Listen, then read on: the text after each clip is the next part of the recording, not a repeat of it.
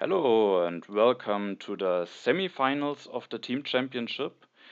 It has been a long road now already, but now we are at the semifinals and we are in a game against BB Bar, against Arinmir and totsilence. The quarterfinals already some time ago. I don't know if you remember the exact game. It was against First of Dao and Lao Hang, and it was a game where at the end we managed to declare a big war against Lao Hang and then managed to win. So with that we made it to the semifinals, and now we playing against Arinmir and totsilence. And totsilence you have just seen recently in some of my videos because he just played for the first time in the Grandmaster division of the International Championship and managed to play a very strong first season, won the bronze medal at the end. Also, he has already some nice achievements with winning the Australian Open tournament and also winning the Darwin Selection tournament. And then we have Arinmir, and Arinmir is, she is was a member of the Gang West in the Squid Game tournament, so I know her a little bit from there. And she was a surgeon there, managed to win her game even against Payadas, so she did some very nice services. Also, she is making her way up in the international championship, is still playing in the world championship, so also has some nice results. And so that should be a very exciting game. They have performed very well so far in this team championship, made it to the semifinals. And also on the Google Doc of the tournament, it says that they are spouses. So that maybe also allows for some easier communication about the turns, which maybe is also an advantage that I have. No, and also, I am not alone today because I'm actually joined by my teammate Andrethegiant for the first time. And hello and welcome, Andrethegiant. Nice to have you here. Hello, nice to be here. Yeah, it's very great that we can comment the game together today, and it will be very interesting to also hear your insights and see what we have to say about the game. All right. You have been playing some while also the game now through the ages. Can you tell maybe a little bit how you started playing and how you learned about the game? Originally, I started playing after the release of the app on the phone, but at this point, I was mainly playing against bots, so not very competitively. But at the outbreak of COVID in 2020, I started playing competitively, and I started in kind of like a Norwegian league. Uh, it's probably not all of the Norwegian players, but at least some people here in Oslo where I live. And it took some time before I realized that there was other leagues and international championship. But eventually, I started joining other competitions and was working my way up the ranks. No, so you played a game on the app for the first time. Did you also play the board game version already at some point? I actually bought the board game version before I played the app, but I never played it. I sold it No. without even playing it. All right. No, and it's just so easier to play on the app. That's just Yeah. a very nice app.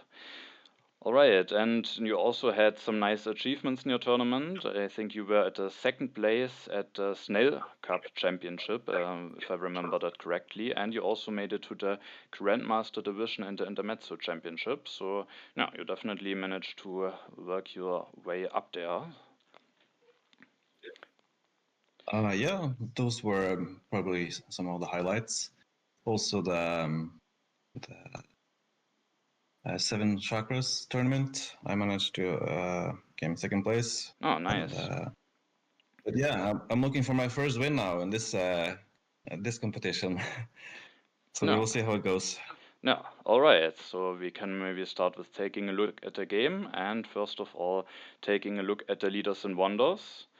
And now, if you take a look at those leaders and wonders, is there something specific that you see, or what are the things that you are maybe looking at when you are taking a look at this overview? Well, I kind of learned how to look at this from you and DJ Parsons, so I think it's quite similar. For example, Suez Canal and Cook is a nice combo. Also, Suez Canal can turn into a nice Mandela because you can have a lot of yellow cubes. No.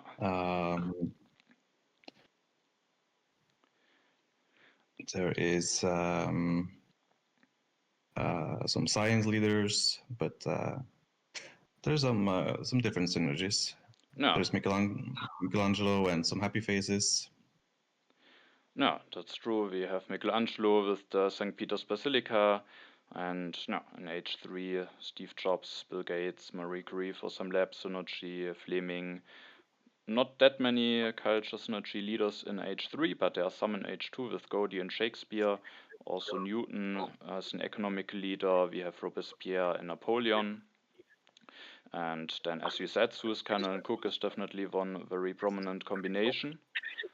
And now in H2 we have Joan of Arc as a military action leader, and then Columbus, Isabella, Eleanor, who can also work very nicely for a colonization strategy, as well as Barbarossa, Genghis Khan for another strength leader, and then Michelangelo. Alright, I'm in the first position here, you are in the last position, and as always, there are no pacts allowed between teammates that we cancelled at the beginning, so that is the same as always. And now I end up taking the pyramids here. I think it's just a very strong wonder. And the problem is, if I don't take the pyramids, then totsilence maybe has the option to take pyramids and the engineering genius. And that could just be a very nice combination for him, could allow him to maybe rush it out very quickly.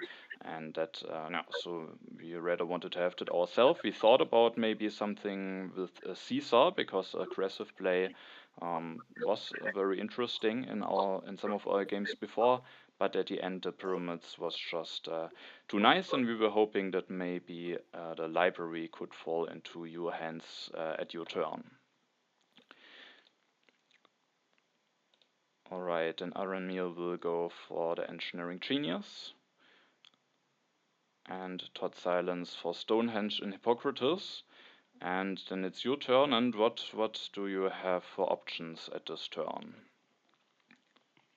Well, the strongest option, what we considered, was the library. It's a very good wonder.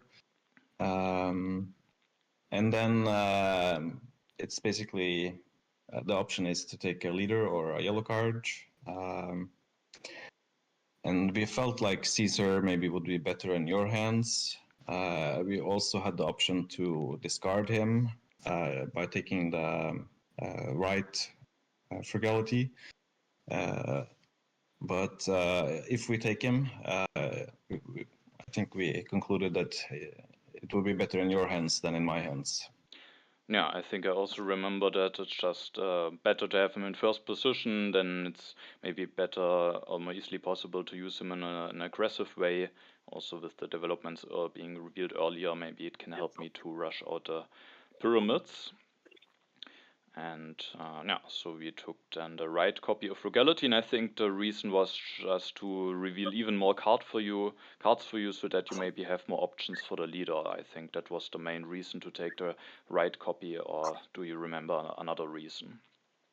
That was the main reason, but also we could discard him if we wanted to. Yeah, that's also true. You still have the option to not take Caesar and not give him to our opponents then. Yep. I've rarely seen so many Caesar picks as in this format.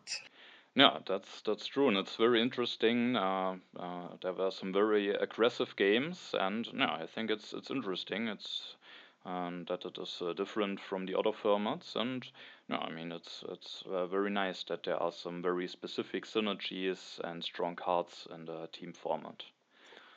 And now, as you mentioned, there were a lot of Caesar picks, and we also went for Caesar now in this game. I'm in first position. He will give me more draws, and with that, we have more information about the event deck. I can maybe play it a little bit aggressive, and also one of the leaders that is in the row and that we thought could be interesting for you is Sun Tzu.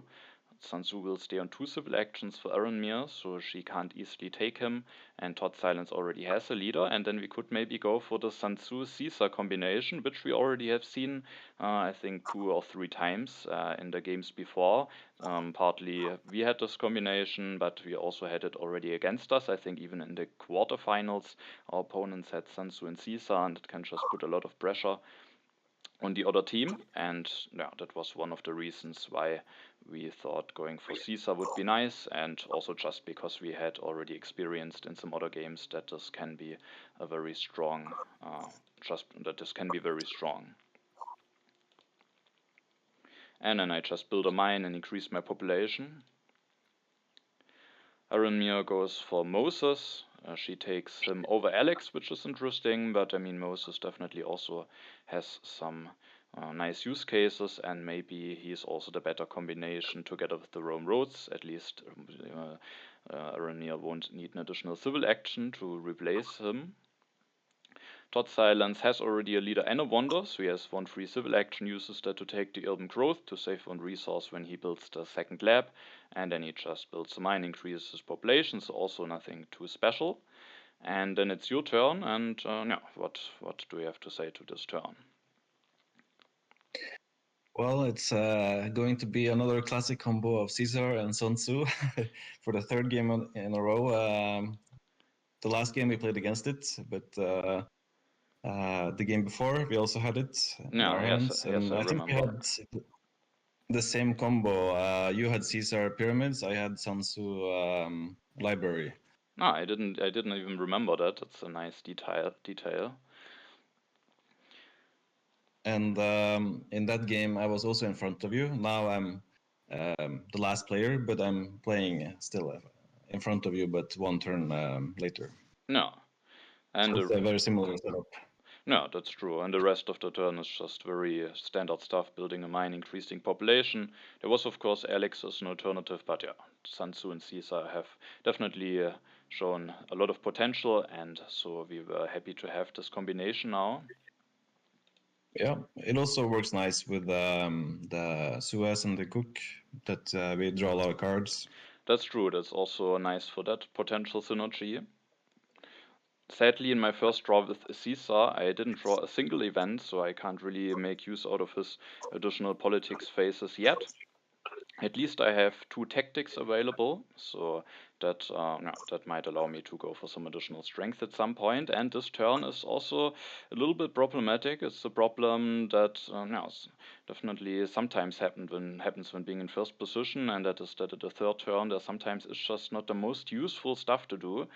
And at the row for 1 civil action, there are only 2 yellow cards, and even 2 that are not that great available to take. On the 2 civil action area, there's another HA yellow card and 2 leaders. And then there are some cards for 3 civil actions. And no, we thought about maybe taking the alchemy just to have something to upgrade, but it's just very expensive grabbing this for 3 civil actions. And we rather came to the conclusion that's maybe better to go for Genghis Khan or Eleanor, one of those 2 leaders. And I mean, with Sun Tzu and Caesar, we maybe have definitely some interest in going for a little bit of a strength push. And then Genghis Khan could potentially help our opponents, maybe if they already have drawn a nice tactic like Medieval Army, the 2nd copy, or Phalanx, or even better, the Heavy Cavalry. Then Genghis Khan could definitely help them a lot to avoid or to be prepared for an early strength push. And I mean, with having him in hand, I have the Medieval Army tactic. It's not certain if I get knights yet, but now that I have Genghis Khan, it's guaranteed that I will be able to go for this tactic at some point. And so at the end, we made the decision that I will go for Genghis Khan as one way how I can spend my civil actions. And now I could build my lab and then maybe increase my population. But no, we instead thought that maybe building 1 stage of the pyramids could be nice. There is this alchemy still coming down the row. Maybe I have the chance to build an alchemy directly at some point. Also, I like this. Can stay out of consumption. First, we thought that I maybe could increase just my population, but we ended up taking cultural heritage, because of course it's not really a great card to take, but with the additional science, maybe I can even go for alchemy directly at the next turn, even though maybe just finishing pyramids can also be very fine, but it can maybe have some use cases, and I can save one food, I have a free population, and the thing is, there is the potential that at the next turn I can finish the pyramids and again don't increase my population, and in that case not increasing my population now gives me even 2 additional food, and I think that might be reason enough to take the cultural heritage. Also, I have the pyramids, and with that some additional civil actions, and so no, we went for that. Like this, I am not in consumption, I still have a free population. I mean, it definitely might happen that we will seed a lot. Hopefully I will draw some events now. You already have drawn 2 events, and then at the next turn I can finish the pyramids, maybe set up for alchemy, and that was the turn that we were going for at the end. And now I also draw 2 events, even 2 strength events, so we were quite happy about this, and that might allow us to go for maybe a little bit of a strength push, and at the next turn I can get some value out of Seesaw. Arinmir goes for second lab, she increases her population, and she also builds 1 stage of the Rome roads already. That allows her to finish the Rome roads at the next turn while also still having the flexibility to take 1 card. So I think that definitely looks like a nice turn, and she also has a free population. Totsilence will grab the alchemy for 2 civil actions, so that card won't make it to us. And now he starts with building on the Stonehenge. Maybe he also wants to build an alchemy directly at some point.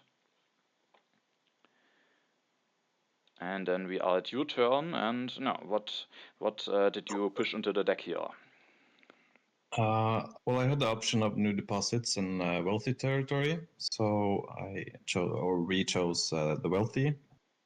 We don't know yet who will get irons, and we are drawing more cards, so it's maybe more likely that we could win the wealthy territory.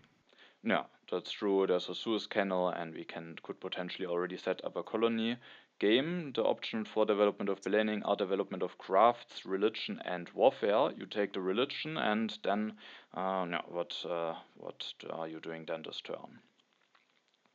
Well, our opponents have leaders, which you normally replace quite early. So taking away Joan is quite nice. It's also good to have it in my position because we will both gain the knowledge of the next card, so we can both adjust to it if it's necessary when I'm in front of you.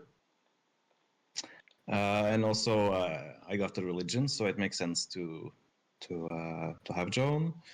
And then I just build a lab and increase my population.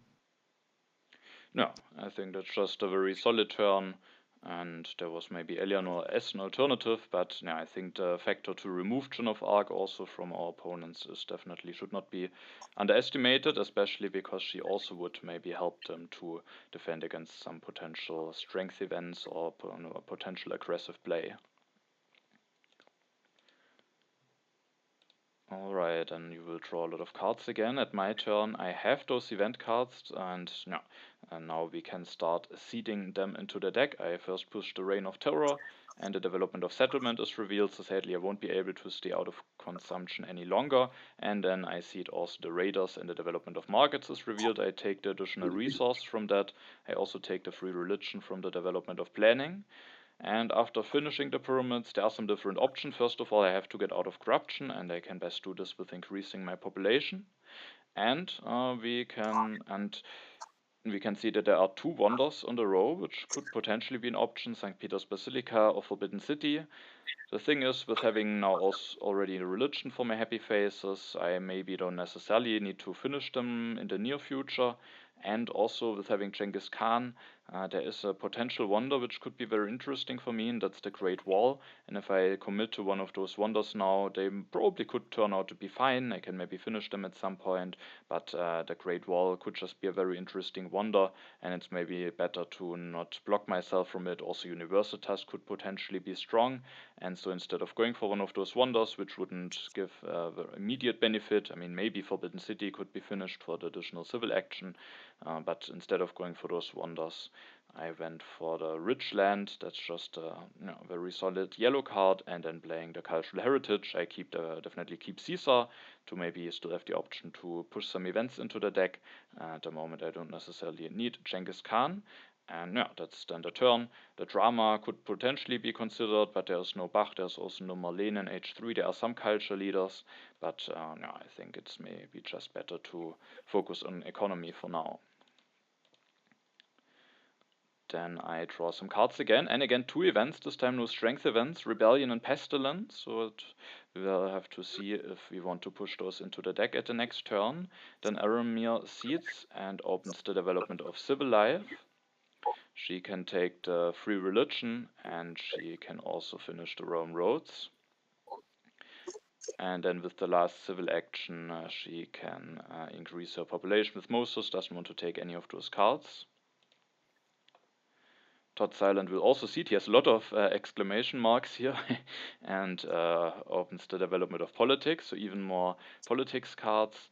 And he will just go for an alchemy directly. He can build 1 for 5 resources. It's quite a big investment, but it's also very efficient. And like this, he has some nice science production going now. It takes the urban growth for a cheap second upgrade and also the breakthrough for even more science.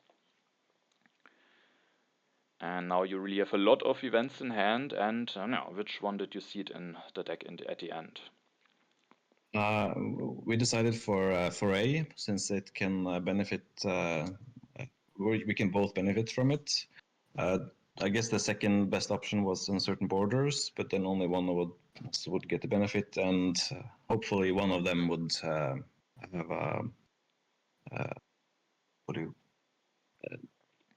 a bad thing to happen. I don't know. Yeah. But yeah, we went for the. We felt like we could be the 2 strongest, and so we went for A. I don't remember all of the events, but at least we had rats and dark ages, so we had knowledge about those at this point. Yeah, that's always nice. And yeah, for my turn, I increased the population. There are some nice yellow cards to take, and then I build a step on the wonder. Yeah. At this point, I have the fighting band tactic, but with you having Genghis Khan, we were kind of hoping for a horse tactic to upgrade with Sun Tzu.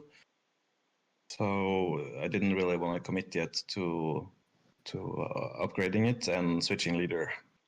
No, I think that's a good reason to not election of GIKUHETA. I mean, her benefits could of course also be useful, the additional knowledge of knowing what event is on top, and she also would give a little bit of culture and also 1 additional strength, but yeah, that was the main reason why we didn't want to switch yet, because we didn't want to commit to the fighting band tactic yet.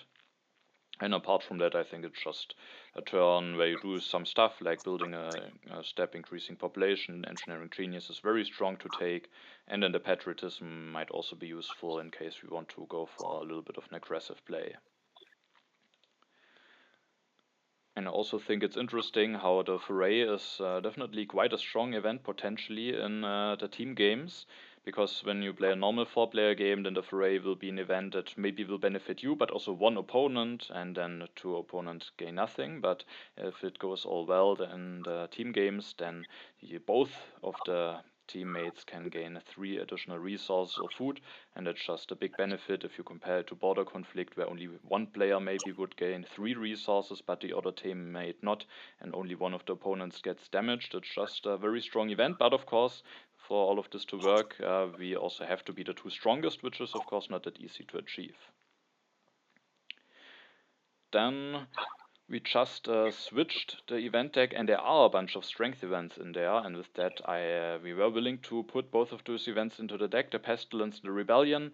It's of course not completely clear how nice those events will be, but at least we have the knowledge about it, we have a little bit of time to prepare for them, and with that hopefully they will be nice. So I see both of them into the deck, and the Raid and the Reign of Terror is revealed, so already some strength events that our opponents get hit by, which is definitely nice.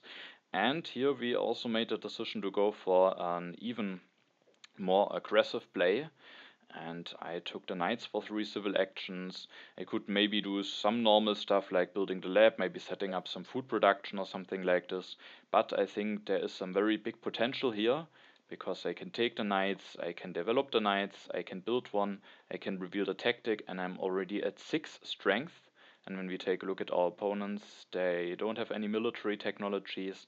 Potentially there are monarchy or theocracy, who could maybe give some additional military actions, but they have 2 plunders in hand, and even if they maybe set up a little bit, it's very likely that 2 plunders will go through. And there were some different options. One option was that I would build a lab with the development of civil life to get some additional science going, because as you can see now, I'm very low in science, and that could of course be a bit problematic. And so we thought about just going for this medieval army and then building the second lab with the development of civil life. But at the end, we wanted to make even more certain that those aggressions will hopefully go through with building another warrior. We thought it could make a difference.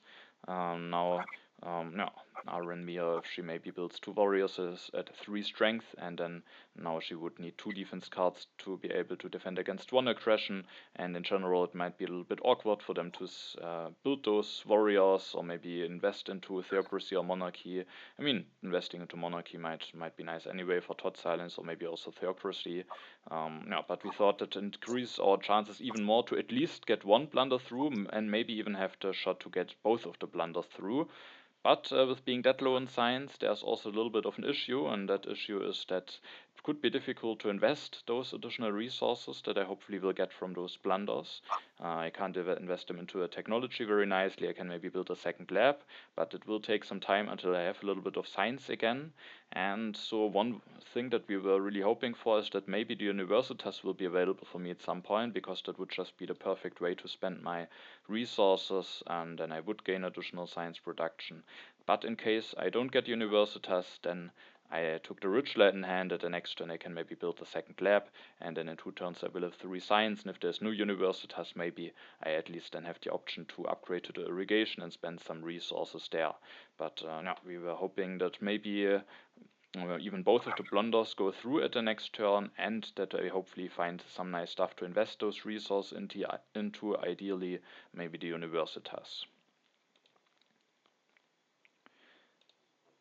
And we were very happy to see that the Universitas is revealed immediately, so that could be very nice for us. And also Arinmir, as you can see, she doesn't increase her strength at all. She goes for the Michi Castle. That wonder, of course, will help her later on with the strength, but she stays on 1 strength for now, and with that it is guaranteed that I can get both aggressions through, and that might be a very big swing for us, and a very big setback for our opponents. And now Caesar is then already doing some very nice work here. Totsilence prepares himself for defense, goes for theocracy, goes for building 1 warrior. At your turn, we actually don't see it. What were our reasons for that? Well, the foray, I would not be part of it, so that's one reason. And if the foray would open, you would not really profit from it either, because you would end up with corruption. So it would be quite bad timing for it to open. No, that's true.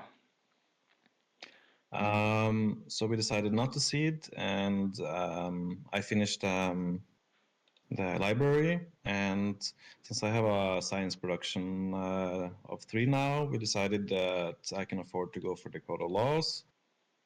And for the last action, I take the alchemy, and I make sure to get stronger.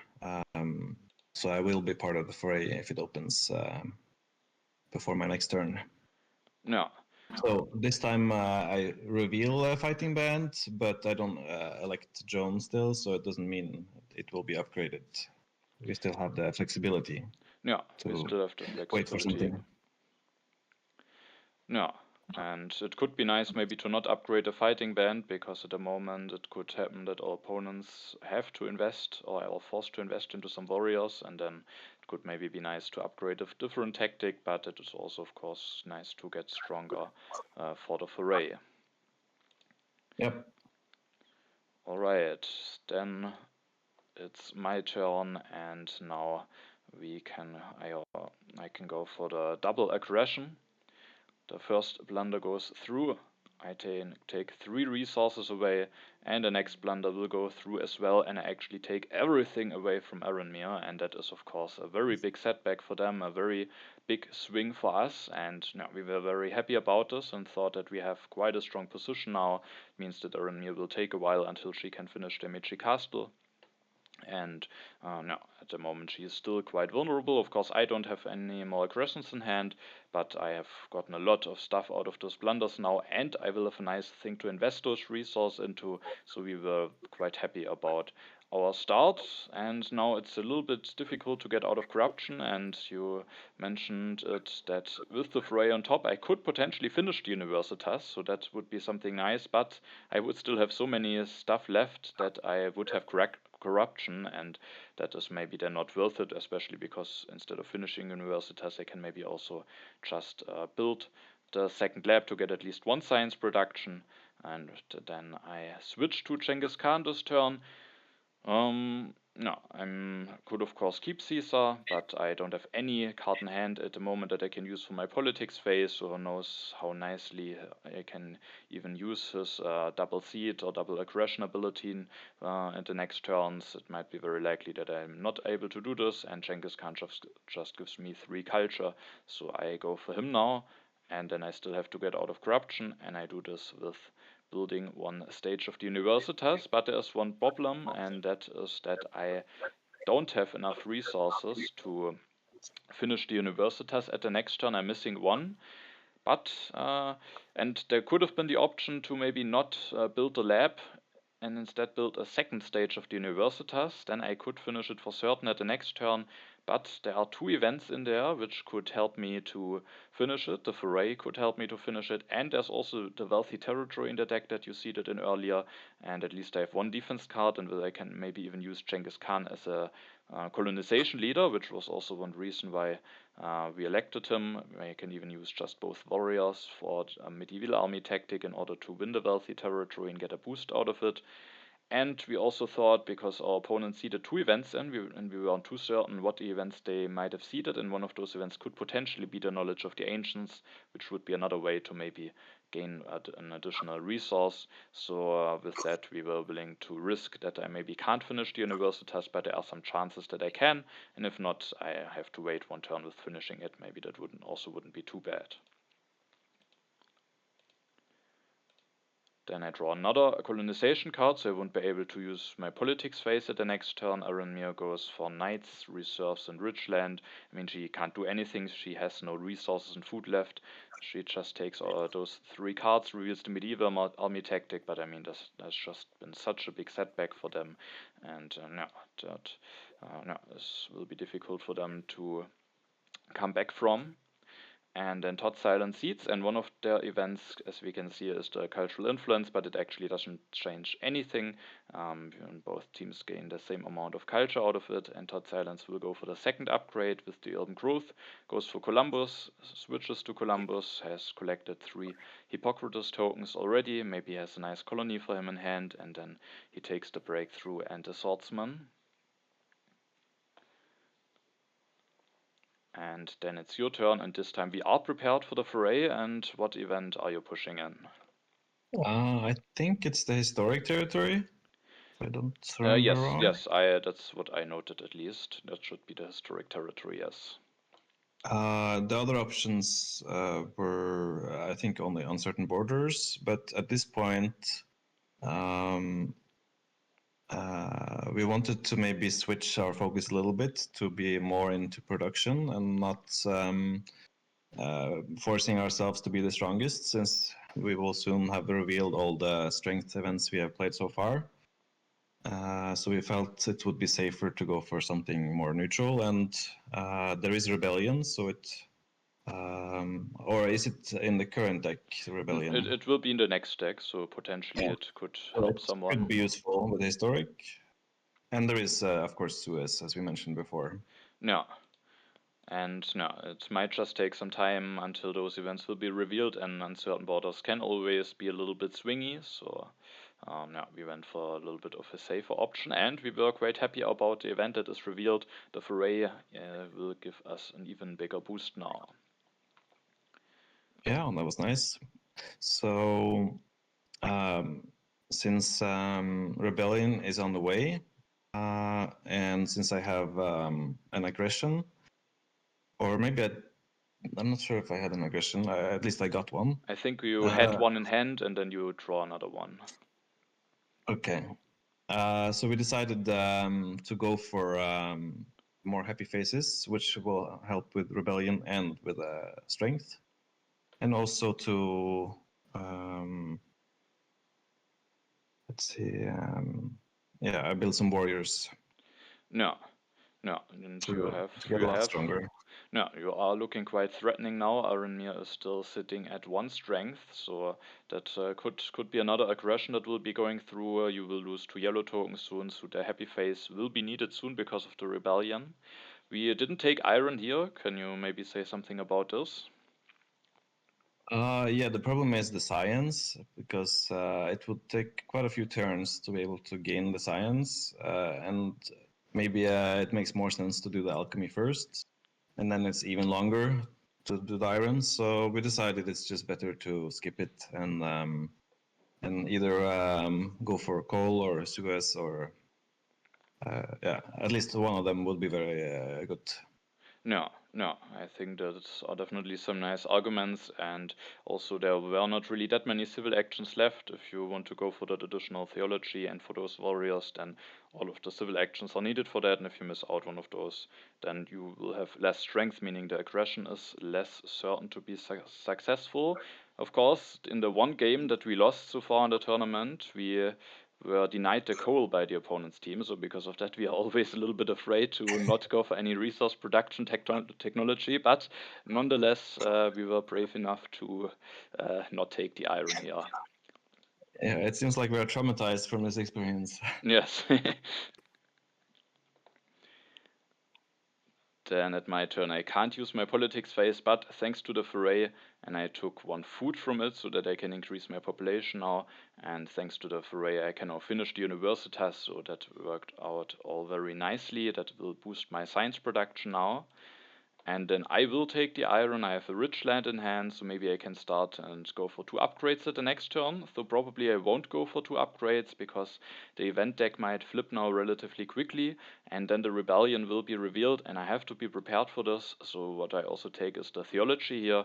That will hopefully allow me to prepare myself, and because of needing to prepare myself, I maybe need to invest 2 resources into upgrading the religion. Sadly, I don't have enough resources to build one, and that could be problematic because I will increase my population with the last civil action, and upgrading one will still leave me with 1 unhappy worker, but it could also take still a little bit of time until the rebellion will be revealed. There could be the historic territory revealed before, and yeah, and so I still went for upgrading, for increasing my population. I could of course take yet another card, but there will be H2, and then it could be more important to have some more free civil actions there. And now, of course, if I would keep my food, then there would maybe be the option to not have an unhappy worker. But we were hoping that hopefully I will have still some time to prepare for the theology, and there is also the hope that I can maybe win the wealthy territory. So then I could go for theology, or in this case I could build one, or in this case I don't even need to build one because 1 population goes back into the yellow bank, or potentially even 2 if I'm willing to bid a lot. And then that is also a way how I can hopefully prepare myself for the rebellion. Alright, I will draw 2 cards this turn and also 2 events, and no, Good Harvest and Reds, so 2 food-related events, and it's nice to have knowledge about the Reds because at some point you drew, I think, Dark Ages and Reds, but we had to discard those, the deck got reshuffled, but we also drew them again, so we have again now knowledge about those 2 events, and that is definitely nice to have this knowledge. Arinmir goes for Isabella, and she goes for 1 knight, doesn't finish the Meiji Castle yet, instead goes up to 5 strength, but those 5 strength won't be enough for her to be prepared for an aggression from you, so that aggression will again be successful, guaranteed successful. Totsilence Seeds, and if I remembered correctly, then I actually was willing to bid quite a lot here, because now, as I already mentioned at my turn, winning this will help me with the rebellion, and it will also give me quite a nice boost. And there's the Suez Canal in there, so there are just a lot of arguments to bid quite a lot for this colony. It could also give our opponents a bit of a boost. If Arinmir maybe manages to win it, she can easily finish the Meiji Castle at the next turn while also doing some other stuff. And so we were willing to bid quite a lot. And I think even 1 knight, 1 warrior on both cards for 7, but I win it for 5, and like this I can use Genghis Khan as a nice colonizer and send away 2 warriors and 1 colonization card. I'm the weakest now, but we didn't see any strength events in there, and like this I have the wealthy territory, which will hopefully boost my production a little bit and also helps me with the rebellion. And then Silence goes for the Stonehenge, has now quite a bunch of science, and he will use some of the science to go for the Swordsman to also get stronger. He potentially can defend now against an aggression from you, so one of the aggressions that you have is the Raid, which could be nice against Silence to gain more resource and to destroy a bigger building, but he could potentially defend now, and with that we rather made the decision to go against Arinmir. And you will destroy the religion. Yeah, that was also part of the reason that there is rebellion, and it can really hurt her. She can have 2 unhappy workers, and the age will end soon, yes. That turn. So since it was a safe aggression, and it's gonna affect her quite badly, it felt like the right choice. I can also mention that top of the deck was barbarians, so we were discussing quite a bit if there's a way to avoid this for you. No. But yeah, you can see on your turn. No. But for my turn, I upgrade my science and take the swordsman and cultural heritage for some extra science. Yeah. That science might also be quite helpful for you to maybe get a government form going even earlier. And the swordsmen are just nice to have have a way to maybe upgrade those warriors. Yeah, it's nice to have a way to upgrade. No.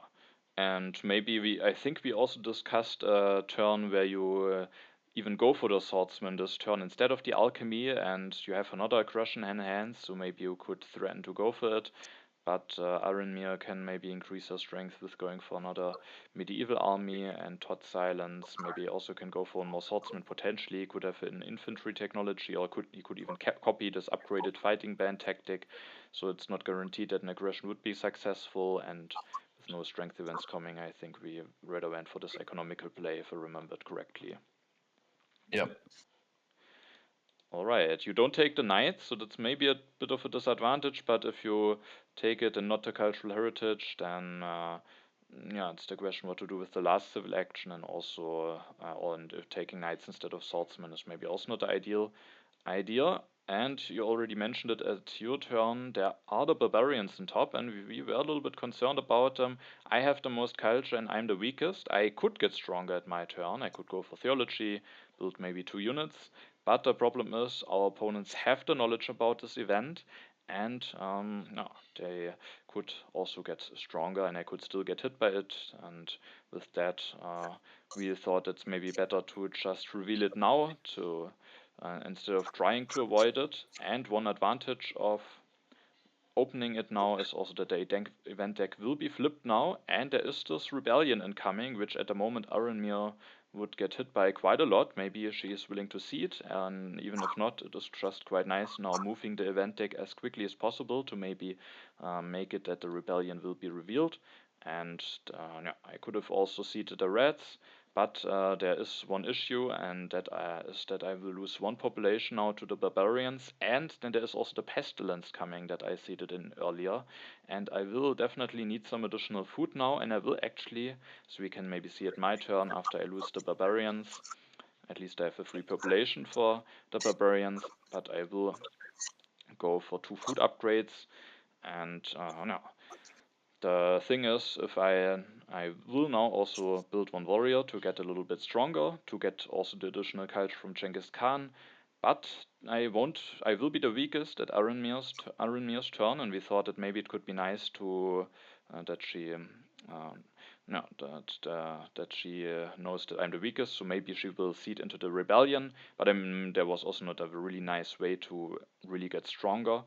Now, I could also leave this worker as a free worker for the pestilence, but we were hoping that maybe I will have a chance to increase my population at the next turn. And if I go for iron upgrades first, which of course could be something nice, then I get hit by the pestilence, I would have to lose another population. It would take some time until I get the population back, and we thought that could turn out to be quite dangerous. And because of that, we went for the irrigation first, and also now there's the good harvest in there, and with that, it's maybe an even bigger argument for the irrigation, and hopefully at the next turn I can increase my population before the pestilence will be revealed. And with my last 2 civil actions, I then already went for 1 upgrade to theology. I didn't have enough science to go for iron as well. There are not that many cards that I really want to take. No, I mean, maybe I could consider the alchemy or something like this. But yeah, at the end, it's maybe just best to already spend those civil actions, because at the next turn I will need the happy faces anyway when I increase my population to be prepared for the rebellion, and then I have more free civil actions for the following turn. I draw the scientific operation. That, of course, is a card that we can't use. Arinmir will finish the Meiji Castle, is now at 7 strength, can also go for an iron upgrade, but she isn't building any religions. I mean, at that point, I think they have to take some risks. They are behind, and I think playing it safe and trying to avoid the rebellion would maybe be the wrong course of actions, but with the rebellion being in there, of course, it might hurt them quite badly, and now we were hoping that maybe the rebellion will be revealed as quickly as possible. Totsilence will go for the Code of Laws. That is a very important technology for him with the theocracy. He also will go for food upgrades. Copies the fighting band tactic, is now at 7 strength as well. And he didn't use Columbus yet, so we will see if he has a colony for him and what colony it will be. And then it's your turn. You seed an event into the deck. Yeah, I don't remember which one. Maybe you have it written down. Let me see. I think it was the Crusades, because it was a relatively safe event, as it wouldn't be too bad to lose it. That's true. So yeah, even though new deposits is maybe not perfect now, if we improve for it, they would probably also improve for it. So it felt like the timing was okay to open it, and more importantly, we wanted rebellion out as quick as possible. So we decided to seed, and there is a call. So I don't want totsilence to get this. He didn't go for like mine upgrade yet, so it's a very nice tech to get, and increase my science and play the cultural heritage. Yeah, I think with both you and Totsilence not having upgraded the bronze mines this early, coal could just be very strong for both of you, and with that I think it should be worth it to take that. You can even start going for that at the next turn. There are some other interesting cards, there are some government forms, but I think the coal might be even more important. Yeah. And at the next turn you might even be able to upgrade the resource production already. And totsilence already went for theocracy, so... Yeah, that's also true. So that means that hopefully there will, some of those government forms might even still be available for us at the next turn, and if not, if they start denying them, it's at least definitely somewhat costly for them. So yeah, we were hoping that we still have a chance to get those government forms. Then, as you can see at my turn, I seeded the reds in. Of course, might not be an ideal event with having already upgraded those farms, but totsilence also has some upgraded farms, and at least we will have the knowledge about it. And I think with this rebellion being the deck, we just have to push the deck as quickly as possible. Sadly, not a rebellion is revealed, but instead another happy face related event, and that one is actually also not bad for us, because now you will get a free population before the pestilence is revealed, meaning the pestilence is definitely a lot less annoying for you now. Otherwise, that could have been an annoying event, but now you have a free population that you can lose for the pestilence. At my turn, after the new deposits were revealed, I have a lot of resources, and I can start going for iron. I can go for 1, for 2, even for 3 upgrades, and then I can just increase my population. Now I have a free population for the pestilence, and I, same as you, I don't go for those government forms. So maybe it's a little bit risky. On the other hand, it's also very nice to have already those upgrades done. Republic stays on 2, Arinmir is already monarchy in hand. She might definitely still prefer one of those H2 government forms as an upgrade, but we were just hoping that we still have a shot at getting one of those government forms. And also, there are some interesting wonders. There's Harvard College, Suez Canal, maybe potentially Statue of Liberty.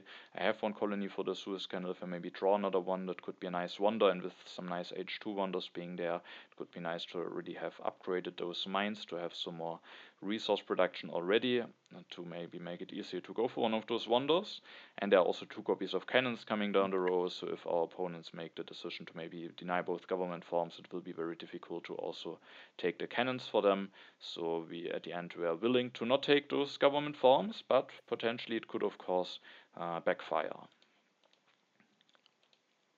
Then I draw 2 cards. The inhabited territory is quite nice to have. Now I'm prepared for potential Suez Canal, and the refugees could also be potentially interesting. Arinmir seeds. Sadly, there's still no rebellion revealed. Instead, the pestilence.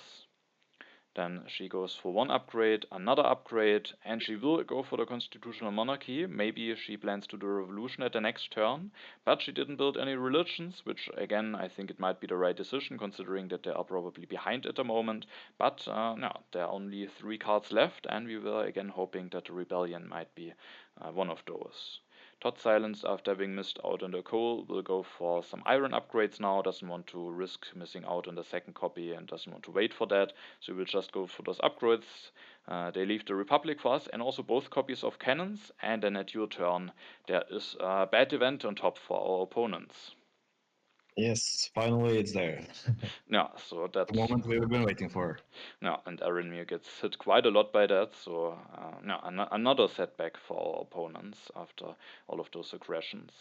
And I think the event you seeded in was the international negotiations, if I have written this down correctly.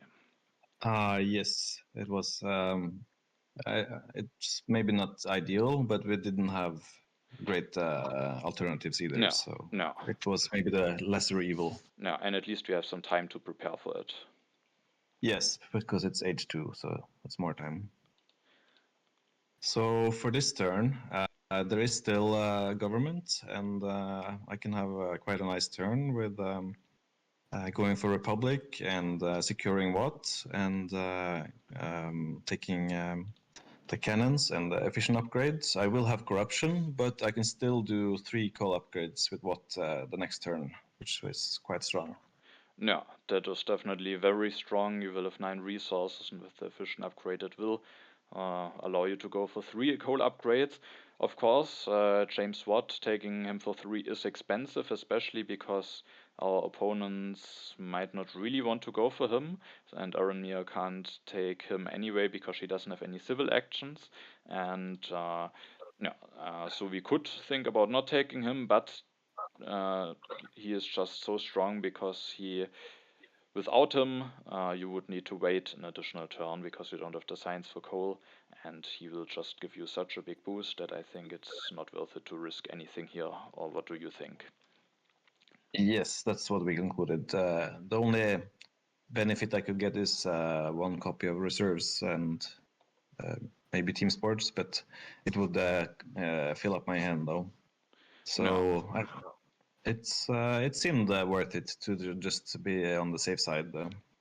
No, no, and James Watt will give you a very nice turn like this. At least you already have him in hand also, so you can just elect him, go for those upgrades, and then maybe have the possibility to take some other cards at the next turn. For example, one downside of James Watt will be that you will go down to 2 military actions, meaning that that could potentially be a problem. And then if there's a strategy in the road, could be very nice to just go for those coal mines while still having the option to grab a strategy for 3 or something like this. No, and that That's actually true. might be the biggest downside of James Watt with losing Joan of Arc and going down to 2 military actions. Potentially things could get a little bit dangerous, also with losing 3 strength from Joan of Arc, but at the moment it also wasn't looking too dangerous from our opponents, and it's just such a big boost that we were willing to go for this. Then at my turn, I don't see it because I want to keep the colony for potential Suez Canal and the refugees. And now that you go for James Watt, it's definitely not certain if we will be able to win it. So I just skip the politics phase. I take then a second copy of cannons. It's available for 1 civil action, and at this turn, taking cards is also basically the only thing that I can do because I can't increase my population, I can't build anything, and so I will just pick up some cards. The reserves for 1 civil action should be something nice to take. Then the breakthrough will be helpful. I still need a government form, and with that, additional science will hopefully help me with that. And then with the last civil action, I took the journalism. I have already heavy theologies as a happy face solution. There is PR, so team sports could be considered, but there's also some synergy for the journalisms. For example, Newton could now be a nice leader. Tony Gaudi could work nicely with journalisms. Potentially even Shakespeare, but he might be difficult to pull off. But is some synergy for it. There's also Fleming, at least in H3, and it can also just in general be a nice thing to invest into. So it felt like the better thing to take instead of the team sports. Then I will draw 2 new cards, and those are 2 aggressions. I was not able to build any units at the moment, so I sadly won't get any culture from Genghis Khan, but it's maybe not too bad. Genghis Khan in general didn't maybe turn out too well with me getting knights, because at the moment he isn't really giving me any benefit, which is of course not great. But I mean, he has given me some culture. I was able to use his ability as a colonizer, so I think it was still somewhat decent what he offered to me. And then for Arinmir, it's just such a horrible turn. She just builds knights. At least she doesn't have any corruption. But I mean, she could have done exactly this with doing a revolution to Conmon, and that would just be so much better. So that is the rebellion is another really, really big setback for them. And after all of those aggressions, and also with our economy, with being in the culture lead, we just felt that we are in a very strong position. And then totsilence finally will use Columbus, and he has the vast territory in hand, kept it in hand for a while. Maybe the last turns he had some corruption issues, also some stuff like this, but this turn he's willing to use it, and he will go for James Cook as a quick replacement, gets a little bit of culture production, and maybe there are some more colonies coming. There is actually the historic territory still in the deck, so that might be one colony that he potentially can win, and he then just increases population and takes the urban growth. And at your turn, you see it again, and I think it is the economic progress, which will be nice with your coal mines. Yeah, and on top there is a good harvest, so I could actually instead of seeding, go for selective breeding first to increase the food production, but it still felt stronger to do the coal first and also getting in the economic progress. And after that, I was taking some decent cards. Also, selective breeding, of course, is very important with what and to get food production. And I think I was taking some additional cards, kind of to move the card row for you. Yes, yes. Now the For the constitution. Kanman. No, the conman will now be available for 1 for me, that's true. But there was not so many other options for those civil actions anyway.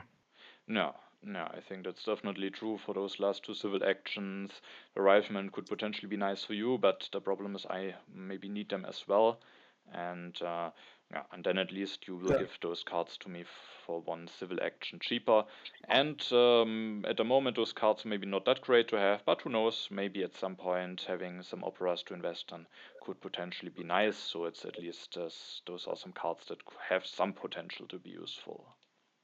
And at this point, I had fortification tactic, which is also why I think I skipped the rifleman. Yeah, that's also true. You have the cannons already. Of course, you have a bunch of warriors, but it still might be possible to transition into it.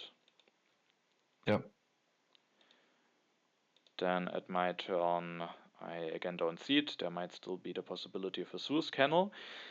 And this time I have a little bit of an hand space issue. There is this common for one civil action. I can't go for it this turn, and ideally, of course, I want to go for it at the next turn.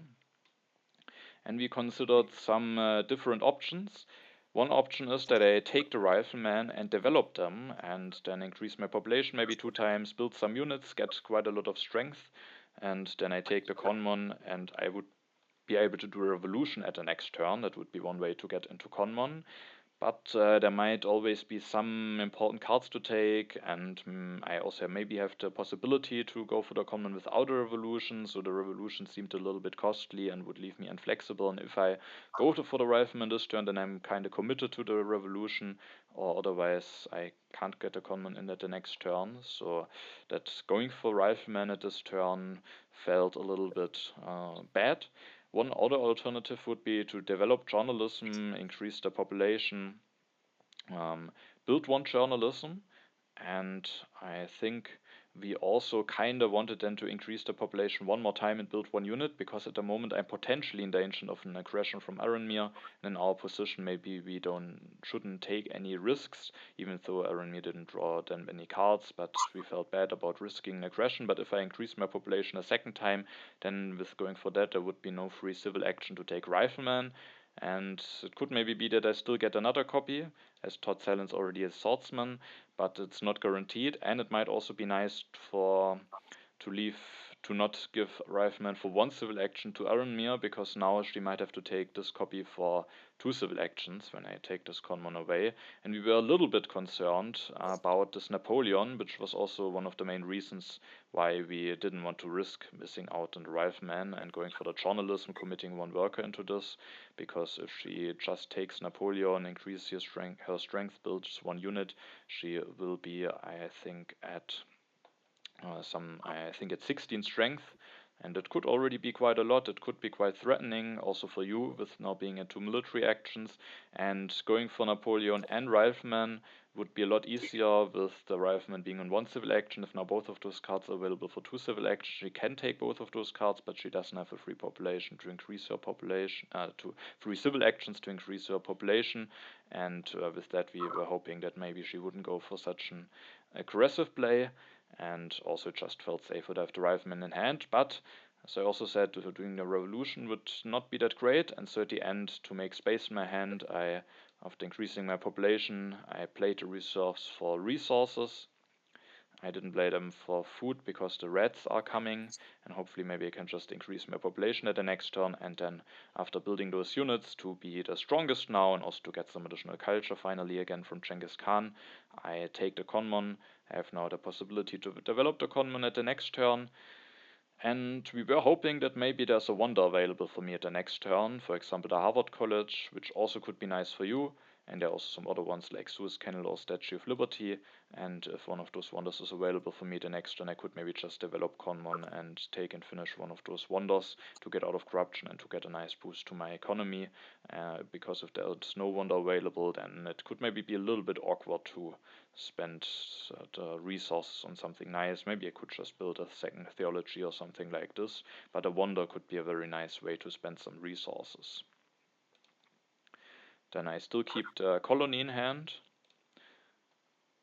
and Aranmir will go for Rifleman, so she wants to have this technology, and she doesn't go for Napoleon. Instead, she goes for taking the wave of nationalism, which is of course a useful card, even though she already has a lot of resources. So but of course it might still be useful at some point. And then totsilence opens the historic territory. Both don't really have a bunch of defense cards in hand, and for this colony we weren't willing to bid a lot, and so at the end I just bid 3. But of course totsilence with having Cook can now easily win this colony. At least he has to send an H1 colonization card away, but no, that is not really a big price for him. At least the happy face is not needed immediately for him, but he gains 6 culture for winning it and also additional culture from James Cook. And this turn he goes for the cannons, builds 1 cannon, 1 swordsman that helps him getting out of corruption, it helps him rebuilding his military, and yes, we'll have a bunch of free population, so if he finds nice use for those, he maybe is not in a bad position. Then at your turn you seed again, and I think our hope here was that potentially the reds might be revealed, and I think the event that you seeded was the emigration. Yes, I think that's correct. Unfortunately, no rats, and now the strength has turned, so we are the weakest and they are the strongest. So a bit unfortunate timing with the Crusades, but we have won so many strength events, so we're in a very strong position at this point.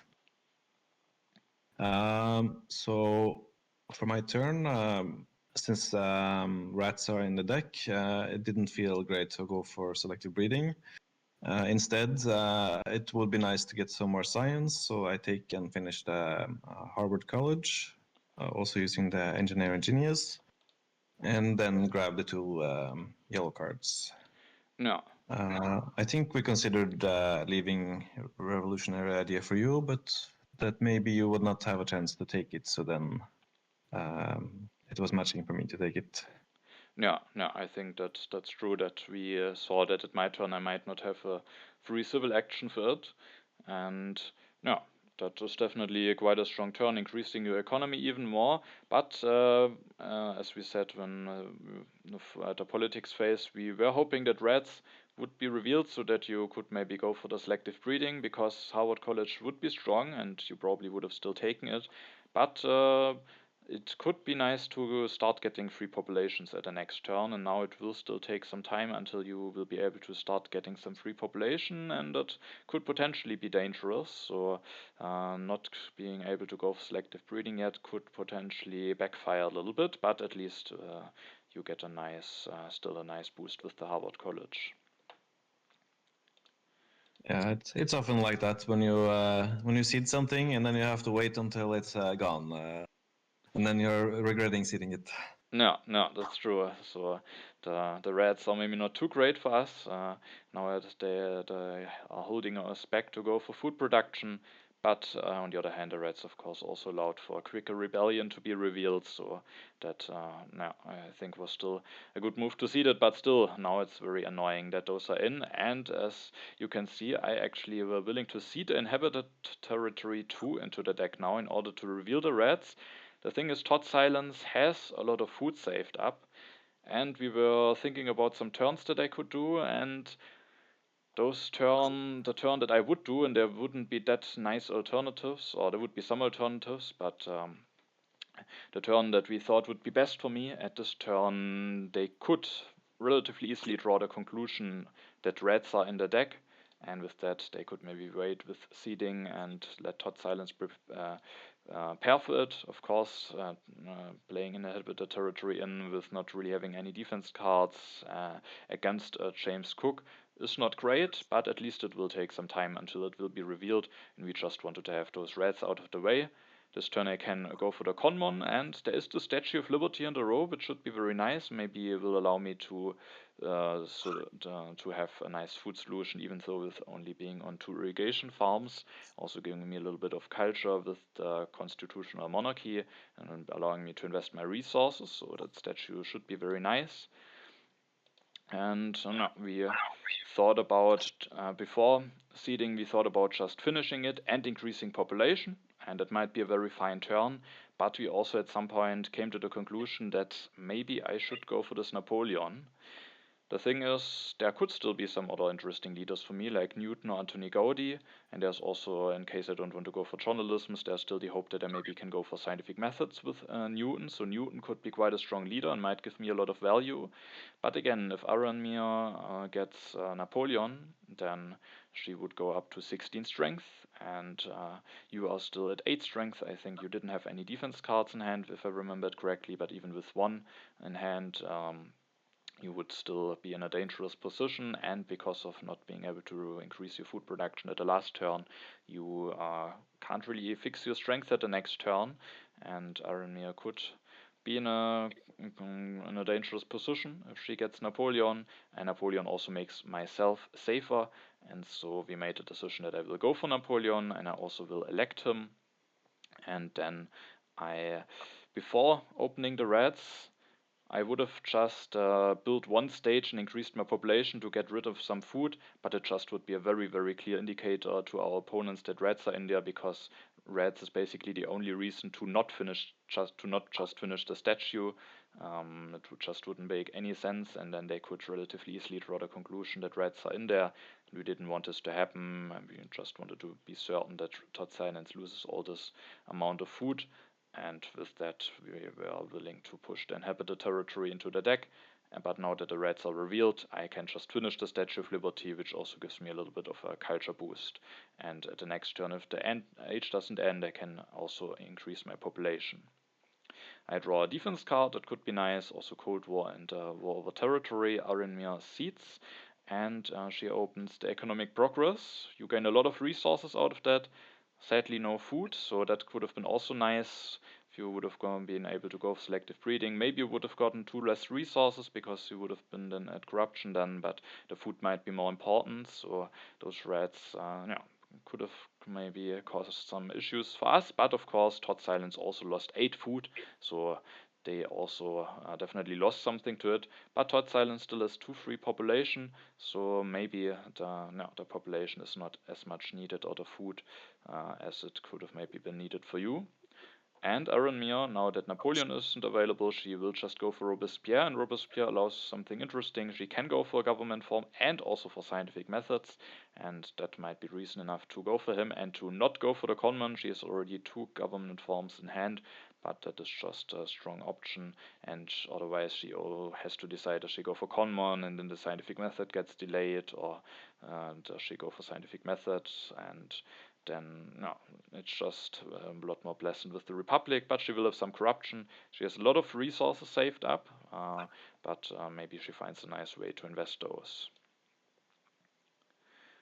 And sadly, there is a card that you would have liked very much to get, the strategy. The only way to get more military actions from H2 is now gone, and totsilence will be able to take it, and he also starts getting a little bit aggressive. Sadly, he can increase his population thanks to the economic progress, and then he goes for those units, and he reveals the defensive army tactic. And after we saw this, we definitely knew that we might be a little bit in trouble, because he is at 30 strength now. That's quite a lot. And now, when we take a look at your civilization, there isn't really there's not that nice of a way to deal with the situation. So we were quite worried about the strength push, and we were really afraid of what totsilence might do with his next politics action.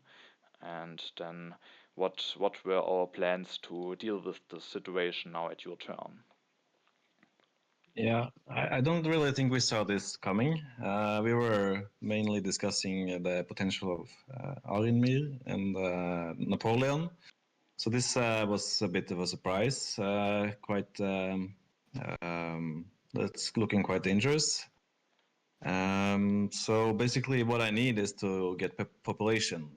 So of course, to upgrade the food production is nice.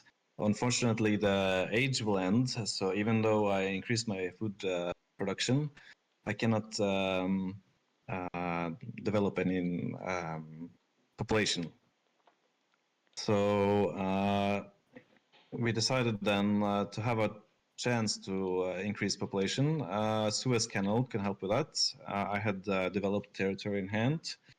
It's maybe not the greatest Suez Canal, but it's quite useful in this situation. So then I will gain back 2 population, and it will be quicker to get more population out. Yeah, I think that, of course, it's not looking great taking the Suez Canal without a colony, now just getting one colony. But I think in this situation, it's just important to somehow survive. And at the next turn, if you would have to start deleting some stuff, it would just be very unpleasant. And now you will get 2 additional yellow tokens after you lose the 2 yellow tokens, which will now then give you enough, or then you will be able to increase your population. You will have a happy population then, and you can start making your transition into fortifications. And yeah, Yes. So I destroy a warrior and build a cannon as well. So I have to start using my military actions. yeah, that's also very important when being on 2 military actions. You can't just wait and then increase your strength by a lot at one turn. You have to slowly start building up the strength, and it's not really possible to gain a lot of strength at the next turn. At least it would be possible to build one more cannon and reveal the tactic, but it still would be a lot less than what Totsilence has. So we were really afraid that he maybe goes for Volver territory or Volver technology, and some H2 wars could be really, really threatening, but there's also not really that much that we can do about this, and that might be the best way to prepare for it, just allowing to increase the population at the next turn. And the developed territory also gives 5 additional signs, which potentially could be useful, because one other thing that we, of course, we're hoping for were to get some additional military action. One way would be the military theory, but there could potentially also be communism and fundamentalism, and the additional signs from this developed territory could also help with going for a solution for the military actions. Alright, but no, that is now looking very dangerous, and as I said a few turns ago, we were very, very happy about our situation, and I mean, a lot of things went right up to this point, but that could get us really into trouble.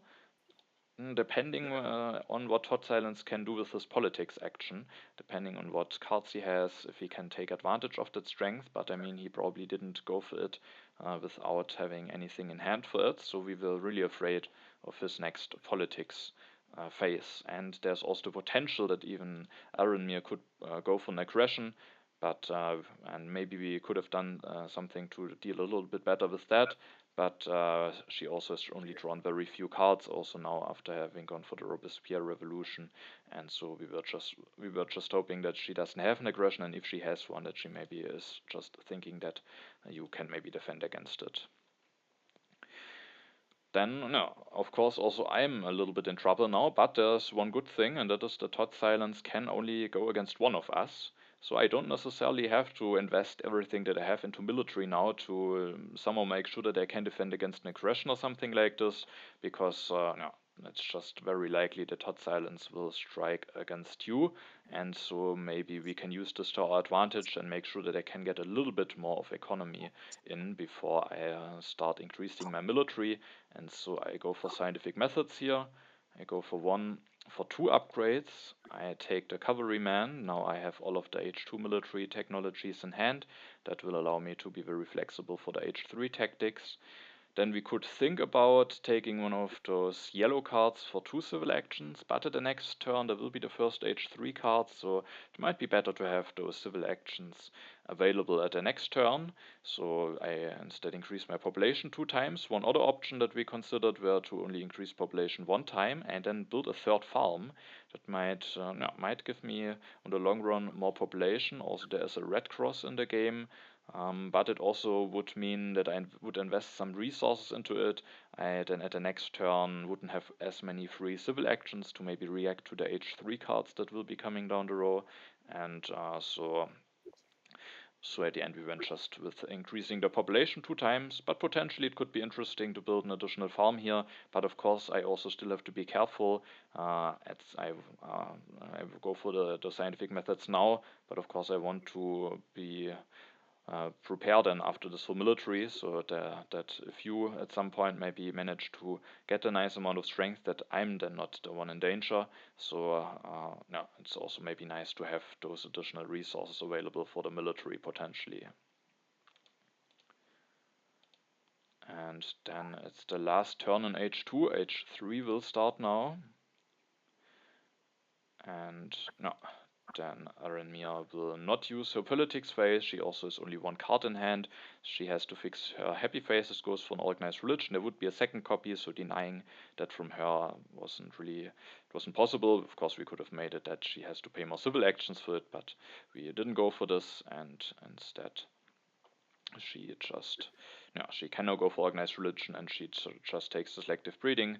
She also still needs to upgrade her food production, and those yellow cards are definitely quite nice for her. And then we were very, very afraid of totsilence politics phase, and the blunder is definitely annoying, especially because you lose the food, which won't allow you now to increase your population at the next turn. But on the other hand, I think there could have been also even worse things. So were you a little bit relieved, or were you still annoyed when you saw this blunder? It's definitely better than War Over Territory, but I'm not happy to see it, but No, it's hard to say. no. So no, it's definitely not nice for us, but there could have been worse things, and so I think overall we can maybe even be happy about it. Maybe happy is not the right word for it, but there could have been worse things. Yeah. All right. The Air Forces was very unfortunate though that he got that straight away. No, no, that's true. Air forces could put us in even more trouble. Without the air forces, totsilence would maybe not be stuck. He could go for a third defensive army maybe, but he would not be able to go for a lot more strength very quickly. But now he can just go for 2 air forces very quickly. He has already drawn some cards, so it might even get more dangerous over the next turns. Yeah. So as you mentioned, I cannot increase my population because he stole my food. Um, but I can increase my military actions by going for democracy. Of course, that has some weaknesses that I spend a lot of my science, and it will be hard to go for a different H3 government form. But it's there right now, and I can start using the military action, and it gives culture production as well. So it's quite good choice, I think. No, And I finished a Suez Canal, so I increase also a little bit my food production by getting those 2 workers back, and I take for frugality, so it's now looking likely I can increase my population 2 times the next turn. I also discarded the second copy of H2 Plunder, so the only way he could take my food away would be if he drew now the H3 Plunder. no. So And I also use my military actions this turn by deleting a warrior and building a cannon and going for the fortifications tactic, so that next turn it's possible to build 2 more cannons. yeah, so it's interesting. It's not that doesn't happen that often that you go for democracy mainly because of the military actions, but in this situation, it's actually a big factor. And yeah, as you said, of course, there could be better solutions for the military actions, but they might deny them. They might not be available early, and the military actions are useful very quickly because that allows you to, as you said, delete a warrior, build a cannon, and reveal the tactic, which now makes sure that you are not the weakest, which could be important for the international negotiations. And now you're also not longer in danger of a potential aggression from Arinmir, because I think you still didn't have a defense card in hand. So the military actions are just useful immediately, and also at the next turn you can maybe then threaten to go for 2 cannons and get at least a little bit of additional strength in case totsilence has a war. And so I think the democracy is quite nice. And the good thing is also you still have this revolutionary idea in hand. So it's still possible to go for military theory. It's only not possible to go for communism or fundamentalism at the next turn. But the one of the military action solutions, and 2 copies of it would still be a possibility. So it's not like we are shutting down every possibility to get even more military actions now with going for the democracy. Yeah, that's true. All right, and we are also at the beginning of age 3 now, and now we can maybe also take a look at the overview. And we have still a little bit of a culture lead. totsilence has the lead at the moment, but Arinmir is a little bit behind. And we still, I think, have quite a nice economy. Yeah, we both have 8 science production. You have a lot of resource production. We both have a decent yellow bank, with you getting the developed territory too, and with me getting the statue. So, how were you feeling at the situation? It was looking quite bad, in my opinion. No, no. uh, the first half of the game, it looked very good, and then suddenly it just turned.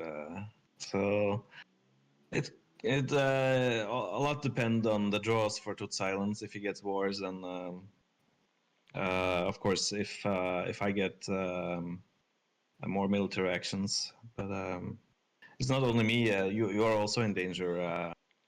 No. He's looking quite strong. Yeah, so while we have an economical advantage, the strength difference to totsilence is just still a very, very big danger. And as you mentioned, it might really just depend on his draws now. If he gets some wars and more aggressions, then it could turn out to be a very unpleasant game. And I definitely also was very concerned about the situation. And that's of course always the danger with going through Republic. The problem is I think it was still the right decision to go for Republic, because Arinmir took this 1 copy of Conmon, and then there was only 1 copy of Conmon left for both of us, so one of us basically had to go for the Republic, and then strategy was sadly taken away, so that put you in a dangerous situation, and totsilence sadly had had the right things to make use out of it. But it's definitely also still everything possible. Maybe totsilence can't make nice use out of the strength, and even if he does, maybe we can still manage to do something with our economy. But it's definitely looking dangerous at this point of the game. I sealed the Cold War into the deck. We were hoping that maybe I or one of us could be part of it, and very likely, of course, totsilence will be one of the one winning it. But the thing is, now we can reveal the international negotiations while you are not the weakest, and also we can decide what they have to pay to each other, and maybe can choose something unpleasant for them. And so we were willing to seed this Cold War into the deck, even though it definitely might be that it could potentially help totsilence, but hopefully it will also take a little bit of a while. And he has at the moment, for example, enough science for air forces. Of course, maybe he's drawn something like positional army. Maybe it could help him to go for modern infantry or something. But we were willing to cede it, and we made the decision to pay 3 resources from Arinmir to totsilence. We didn't really want to give totsilence even more science. Maybe that could allow him to go for an H3 government at some point. And also, there is this Air Force and modern infantry, which maybe could still be a possibility and could maybe open up some options for him. And no, so we didn't give totsilence science, but instead resources, which maybe doesn't hurt Arinmir that much. I think for her, the science also is quite useful, so it could have maybe been annoying for her if she loses it. So it was a really close decision, and it's hard to say what is actually better, but at the end we have let Arinmir pay resources to totsilence. And then it's my turn, and now I also start with increasing my military. I go for those riflemen. Sadly, I don't have a tactic in hand. You had drawn the Napoleonic army earlier. At some point we thought you could maybe reveal that for me, but at your last turns you always had to use your full military actions. You have had to focus on yourself. So now at the moment I am without a tactic. Maybe I could potentially copy the defensive army tactic. Potentially, of course, I could also go for those cannons and maybe prepare to go for the fortifications, but it's maybe also not that easily possible. And the riflemen, at least they can upgrade the warriors too. They are working with a bunch of H3 tactics, which maybe I could draw, and so I go for those riflemen, I go for those upgrade. I don't commit any more workers to any unit yet to stay flexible. The military buildup will hopefully help me to get even more strength going. The frugality will give me an additional population, hopefully. And the satellites might not be the most important technology, but there is the inhabited territory coming. There are some more colonies coming. It might be a way to get some additional strength. It's also nice for some impacts. So I think that should be a fine technology. Multimedia, I mean, I have journalism, and it's very unlikely that I actually am willing to invest the resources in, considering the dangerous situation that we are in. So satellites seem just maybe like the most useful card. Maybe the efficient upgrade could potentially be nice. Maybe I think we thought also about denying modern infantry, but totsilence is looking very dangerous anyway, and it's maybe not that likely that he already has drawn a fitting tactic for it. And so at the end we just went for those satellites. And I have an interesting draw. I draw the impact of industry, which is a fine impact for us, a little bit better for us. A war, which is at the moment maybe not that useful, but could open up some options later on. And I draw a tactic. Sadly, the tactic doesn't work well with the rifleman that I just went for, but I still have the right technologies for it in hand. Maybe I can make a transition with the military build-up and maybe even send those riflemen away for a colony. So having this tactic is definitely not bad. Maybe I can use it. And then Arinmir opens the arms industry, and both teams gain the same amount of resources out of it. So developing the rifleman at least also was useful for that. And she will go for one copy of multimedia. But she goes for food production first. Interestingly, only goes for one upgrade. She could have also maybe gone for two upgrades, but maybe she wanted to have all of those other technologies. The bro sports, no, maybe just as a preparation for potential PR, but she already has organized religion as a happy face solution. Maybe also to get some additional strength. Because she at the moment also doesn't have too much strength. So while totsilence is of course the aggressive player, she might still be a little bit in danger. So it could also help for maybe be helpful for some potential strength events. And then totsilence doesn't go for a war, instead for an armed intervention. Again, of course not great, but again it also could have been worse. So similar to the plunder before, and at least it doesn't disrupt you in any way. So you can increase your population, and it's maybe not too bad for us. So and that's at least something. And it definitely seems like totsilence hasn't drawn a war yet, because he goes for multimedia. And of course, if he would have had a war, then he would have declared it already this turn, I would guess. But like this, he goes for multimedia. He still has a lot of strength potential. He still can go for air forces and build two of them, but at least he would have to delete some stuff maybe. But in case he gets a war, maybe he can just delete those alchemies now that he has one multimedia. And so he is still looking dangerous, but also improves his economy and his culture production, and is also running a little bit away with the culture now with the armed intervention. I think they have overtaken us now. Of course, we will also get one more production, so it's relatively close still, but totsilence is running a little bit away with the culture.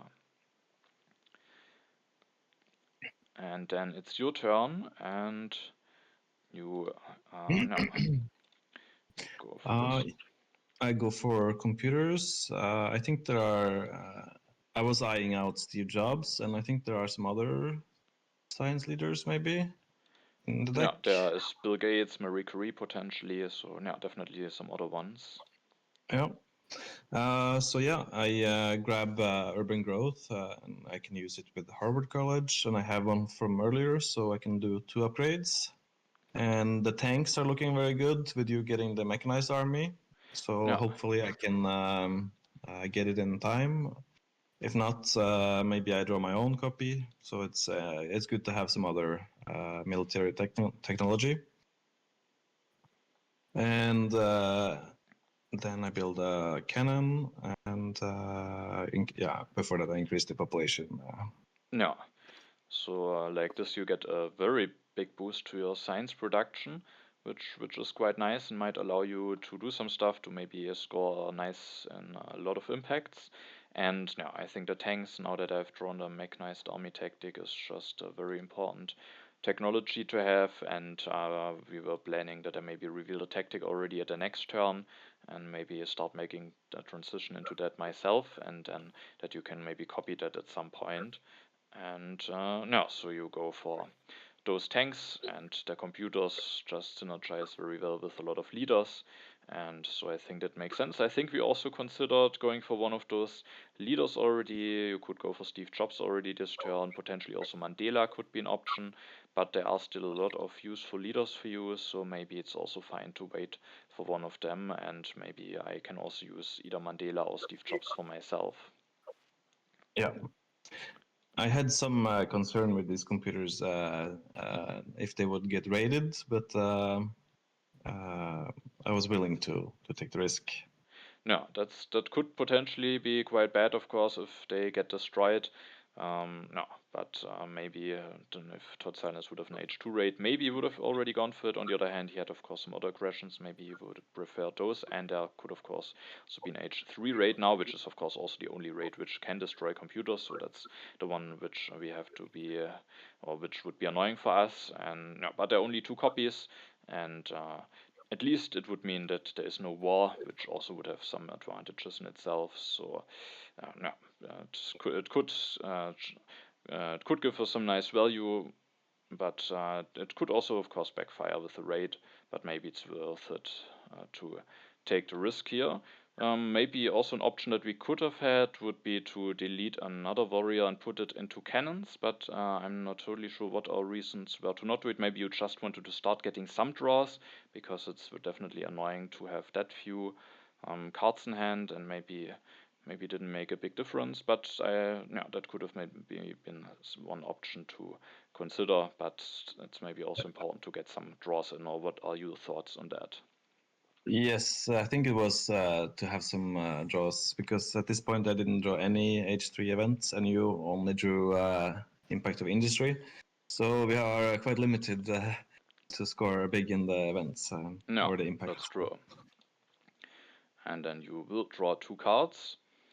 At my turn, I am one of the 2 strongest, and now I'm willing to see it. Also, we were thinking, or we were hoping, that maybe there could be a colony coming with totsilence having James Cook, because I now want to make a transition into mechanized army anyway this turn, and maybe I could just send those riflemen away in case a colony is revealed, and the impact of industry is just a fine impact for us. So we were willing to see it here, and a wealthy territory is revealed. Which I'm able to win. I was willing to send both riflemen and those 2 colonization cards. I don't really need those riflemen for the tactic. Of course, it might be bad to have lost those populations, but I don't really need them for the tactic, and I also gain 9 additional resources that might also be potentially useful for totsilence, and I can use that to make my transition. So I send away both riflemen. I could have also sent a rifleman and a knight, but I need those knights for the mechanized army tactic. And before winning the colony, I think we weren't totally certain if Mandela or Steve Jobs is the better solution for me, because before winning the colony, those were the main way how I could get weaker than than all of the other players to use the military build-up. But now I am first of all weaker anyway, and also now Mandela isn't really a nice option any longer, because I can't get any unhappy workers. So with that, I revealed the mechanized army tactic, and I went for Steve Jobs. Steve Jobs will score me 8 culture already this turn. I have now plenty of resources for him with the wealthy territory, and I will need a happy faces relatively soon. Without him, I would have only 2, meaning that when I increase my population 2 more times, then I already have an unhappy worker, and now I will have a lot of happy population coming, and especially with also now sending 2 units away for the mechanized army tactic, that for the wealthy territory, that might just be very nice not to be able to use every worker on the military or on something different, and to not have to put one into a happy face building. And so I go for Steve Jobs here. We also thought that Steve Jobs potentially could be a nice option for Arinmir, because she also can use the additional happy faces from the Steve Jobs quite nicely. I mean, she has organized religion and bro sports, but she also has a bunch of science, so we thought that maybe Steve Jobs could be potentially nice for her. On the other hand, maybe she can also make use out of Pierre. Mandela is also not really nicely possible for her. She can't easily get any unhappy workers.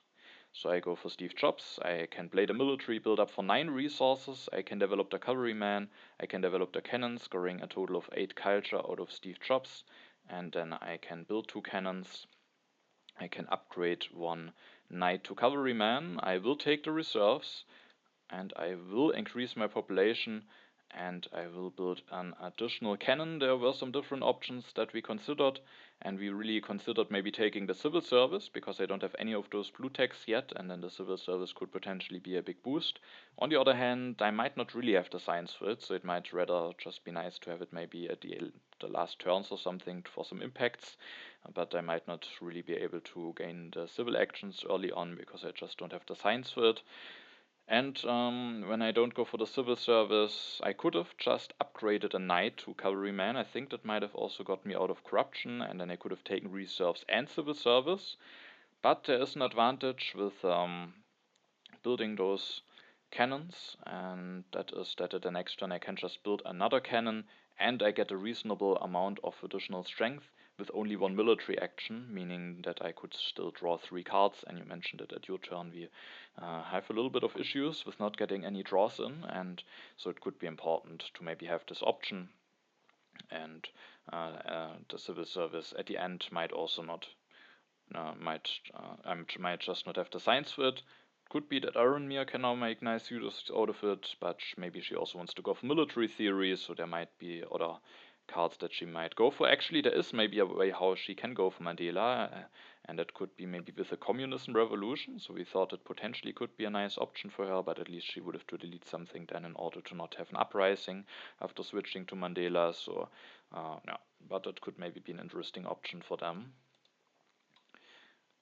Sadly, I don't draw any cards, but maybe with having this war in hand, maybe there's even some aggressive potential for me here. The inhabited territory is revealed, and sadly, we can't really bid a lot for that. We don't have a lot of defense cards, and no, so totsilence wins it relatively cheaply at the end, and that's especially annoying because before winning this colony, he didn't have any free population, meaning he would need to destroy some stuff if he wants to build some more units or some other stuff, but now he can just send this one excess cannon away that he has, and like this he will have 2 free populations, so that's definitely not great. So seeding this into the deck, of course, on one hand was helpful with the reds, but now it's certainly not great for us. And then Arinmir goes for one efficient upgrade. She has now even more science production, also goes for an upgrade to her farms, takes the civil service, and she actually makes use out of it immediately. Thanks to the upgrade, she still has enough resource to go for military theory, and she doesn't go for communism revolution. Mandela instead goes for PR and rockets, and PR will give, of course, the Olympic Games at some point, and she has professional sports in hand for him. And sadly, this time, no, it is happening, and there is a war against you. And now we can also see how nice the free population is for totsilence. He needs to play the reserves for resources to get the necessary resource to go for 2 air forces, and otherwise he would have to destroy 2 things. So sadly, this inhabited territory made this turn maybe a little bit easier for him, and he goes up to 52 strength. And even though we had some time now to prepare with that few military actions, it was still not that easily possible to set up for a lot of strength, and so sadly you won't be able to win this war. But what were our plans for the defense this turn? Well, at least there is air forces. But I think we were even considering to not take it. We can maybe discuss about this at the end of your turn, because we were thinking about something special here. Yeah. Yeah. So to defend, I developed air forces, and I build one, and I build a cannon, and I also take a lot of cards away. That's mainly to reveal a lot of cards for you for your plan. Yeah. No. So that's pretty much my defense on my turn. No. So you, with the air forces and the 1 additional cannon, you are at least at 33 strength. It's at least a little bit, and then no, as you said, you just took a lot of cards with those last civil actions. I think our first idea was that instead of taking mechanized agriculture and communism, you just take the revolutionary idea, which definitely could turn out to be a useful card for you, but at this point, with getting hit by this war and with totsilence already running a little bit away with the culture, so they already have a culture lead, and now this war will be a really big swing. Totsilence will steal 24 culture, it's 19 strength difference, so it's a 48 culture swing between the teams on top of their culture leads. So we were really not happy about the situation at the moment, and we were thinking that we don't have the best chances to win this game. And now, in such a situation, you always have to think about a way how it maybe could be possible to still win. You have to play for your outs. And one of those outs, we thought that maybe it could be that I set up for a war myself. And because of that, we partly even consider that you don't go for air forces. Um, and then I could take revolutionary idea and air forces and set myself up for maybe putting another worker into in this mechanized army. And then, if the last copy of military theory is available for me, I could at the next turn declare a war and go for military theory, air forces, and go for 2 air forces on top of those armies. That would give me quite a bunch of strength. It would relatively certain be enough to defeat Arinmir. Of course, it depends a lot on if she has a nice tactic, but so far she didn't reveal any tactic, and we for at least know that she doesn't have the Napoleonic army. Of course, she sadly has the Magic Castle, but we were thinking that we, in case this happens, have a shot to win this war. And Arinmir already has taken 1 copy of military theory, so she can take it away. totsilence might be willing to take a military theory away. But at least it would be costly for him, and then we have the chance that it is revealed on your turn, and if not, you can maybe take a bunch of cards, then there's again a chance that it is revealed on my turn, and then I would have a chance to go for air forces and military theory, and sadly I also would need to build a lab at this turn, and at my next turn now, to have enough science to go for both of those things. But if I get the air forces and a revolutionary idea, then that could be an interesting idea to set up for a big war. And we thought it could maybe be one way to win this game, because it's not only the culture gap that we have at the moment. The other problem is also that we still, apart from the impact of industry, we didn't have any impact yet. And without any impacts, we thought it could be quite difficult to catch up in a peaceful way. And so it might be nice to have this option with the war, but there are definitely some problems with going for this, and that is that, first of all, we don't know when the military theory will be revealed, so we would have to hope for it to be revealed at the right time, and no, and so it's definitely not certain that it will happen. And with that, we were not willing um, that you don't take the air forces in order to go for this, but we thought that maybe there is still a chance that I can go for that. And now, with you taking a lot of cards and with you not taking revolutionary idea, there is maybe a chance that either military theory or air forces is revealed on my turn, and in case it is revealed, then I could maybe still execute a plan, go for revolutionary idea, go for one of those techs, and then hope that the other one of the technologies, either air force or military theory, will be available for me at the next turn, and then maybe I could still go for this war plan. And if not, then maybe I can go for United Nations as an alternative. So there might still be the possibility to go for this war, but weren't willing to compromise your defense and also your potential future defense for the future, just in order for this war plan. And we were just hoping that maybe it could still be possible if one of those cards is revealed.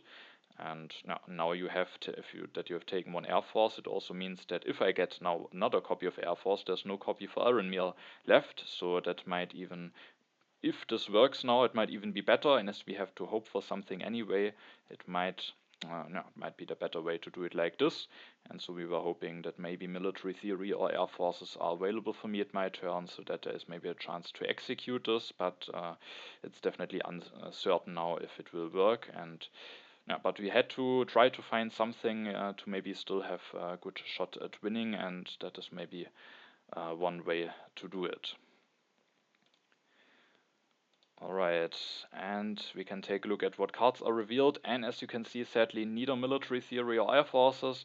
It definitely was not that unlikely that none of those cards is in the row. There are still a bunch of cards in the deck, so yeah, definitely we had to expect that this might happen, and sadly there is none of those cards.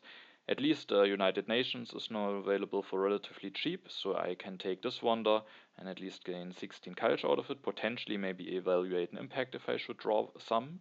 So that that United Nations at least will allow us to go for some culture, and no, I mean we just have to go for those wonders. I think there are only Red Cross Manhattan Project left, so I need to go for the United Nations, and maybe we can hope that you get one of those other wonders. The computers also have the advantage that you are better prepared for the Manhattan Project, so that could be a decent wonder for you, and maybe also the Red Cross could potentially be not that bad for you. So that's now that the aggressive option is not really available. Maybe the way how we have to try to still get us, to still try to get a win in somehow. And so I go for the United Nations. I increase my population.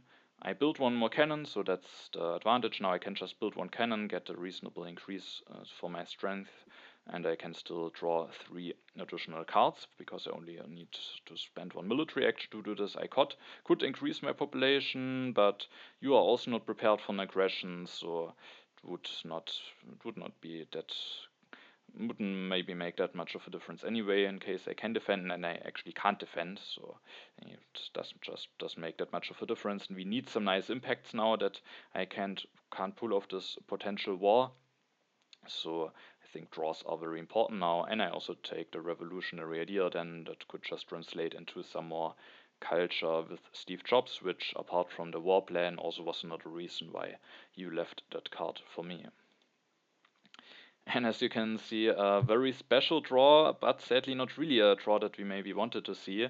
No impact that we can work with, and that's definitely not good news. But at least those defense cards could maybe help me at some point to defend against an aggression. Maybe then those could still prove to be useful, but we would have preferred to maybe draw an impact to something to work with to prepare for. Arinmir opens the immigration, goes for the Manhattan Project. So she wants to be safe. Maybe even though I didn't get any of those tags with my 2 mechanized army tactics, I am maybe still looking somewhat dangerous. And I think there was still a little bit of potential if I should get a military theory at my next turn. I could maybe set myself up to go for 3 for a third mechanized army tactic and also upgrade this knight. And if Arinmir wouldn't have been careful, there would maybe be some danger for her, but they are probably aware of it, and so she goes for this Manhattan Project also for 9 culture, and she develops the military theory, sticks with Robespierre for now. I mean, the additional military action might be useful, and at the next turn she probably will switch to Pierre. And then there is this war over culture, and now, as we can see, you are quite a lot behind now. So, no, and also there is indeed a raid now. So your fears sadly came true, and one of those computers gets destroyed yet, and that is definitely a big setback. Also, totsilence is taking the military theory away, so there's also no war potential at all for us. At least he leaves us Red Cross, also endowments, so some ways to score a bit of culture, but overall it's not looking great here. Or what was your feeling at this point of the game? No, it looks very bad. But of course, the Red Cross helps a lot. But with the military theory, you could do the war, I think. No, So I, I don't think we calculated where we would profit more. I guess we don't know the full potential for Arinmir either. no, that's true. No, so But it's a big difference between me and totsilence, at least. It turned around the culture.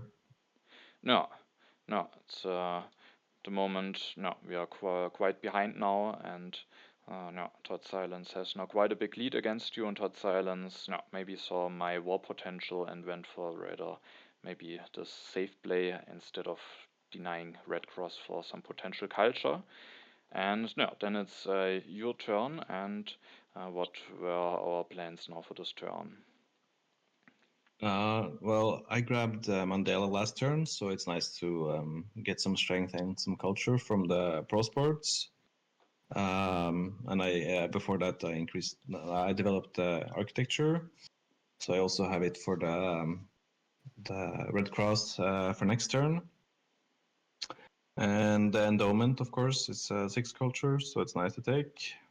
And yeah, I built one Air Force to gain 10 more strength. And I think at this point I'm actually able to defend an aggression for the first time in forever. Finally. Yeah, Yeah. that definitely is a nice feeling. Hopefully, I will also be able to increase my strength and then have my defense cards. So that felt like a little bit of a relief, but it could be too late now. So no, we will see about that. But no, I think that's just our best approach now. Just try to score as many cultures as possible. The nice thing about the Red Cross is that totsilence is only 2 foods, so he can't build a stage on it, meaning that it will actually be a relatively nice swing for us. We will hopefully get 4 stages for us, and then there are also 6 colonies, so it's not that bad. And the endowment will be 6 culture. You get now a little bit of extra of Mandela, so no, that will give us some additional culture, but there's also a big gap that we have to close now. So yeah, it's definitely not looking great, and that's probably our best way to deal with it. Yeah. And after this turn, I finally draw my first impact, which is impact of progress, which No, is something it's possible to work with. yeah, that's at least something that we maybe can prepare for, and it's also actually what I will do then at my turn. No, because there are some different options. Maybe I could try to build some culture production, but I mean that's not that easily possible. I don't can't build that much, and I think it was relatively clear for us that we maybe have to go for this democracy, which will give me 4 additional culture production thanks to the statue. Before developing it, I used the military action of the Conmon to upgrade my knight to cavalryman, and then, and yeah, as I said, with the statue, it gives me 4 additional culture production, and also it will be nice for the impact of progress. I can build the 1 stage of the Red Cross. I just have enough food for that, and then I take engineering and a revolutionary idea. The next turn will be my last one, and with having a revolutionary idea, I have enough science to go for engineering and satellites, scoring 8 more culture with Steve Jobs, and also potentially preparing for the impact of progress. So that should now be a playable impact. And no, that might just be the best thing to do, because maybe I could also do something with movies, but I also need some resources to finish the United Nations still, and like this, I can get a lot of value out of Steve Jobs. We prepare for the impact that we have, and the democracy also gives me a bunch of additional culture. And yeah, so uh, that was the plan for my turn. And the good thing is at least that with those 3 defense cards, I can defend against an aggression now. Maybe that will be useful. We will see. And at the next turn I can then finish Universitas and develop those 2 techs and maybe build some stuff. We will see this at the next turn. No, but we mainly prepared for that 1 impact, or we have 2 impacts, but for impact of industry, I think we thought about oil for impact of industry for a little bit, but it just didn't look better than going for this democracy and impact of progress preparation.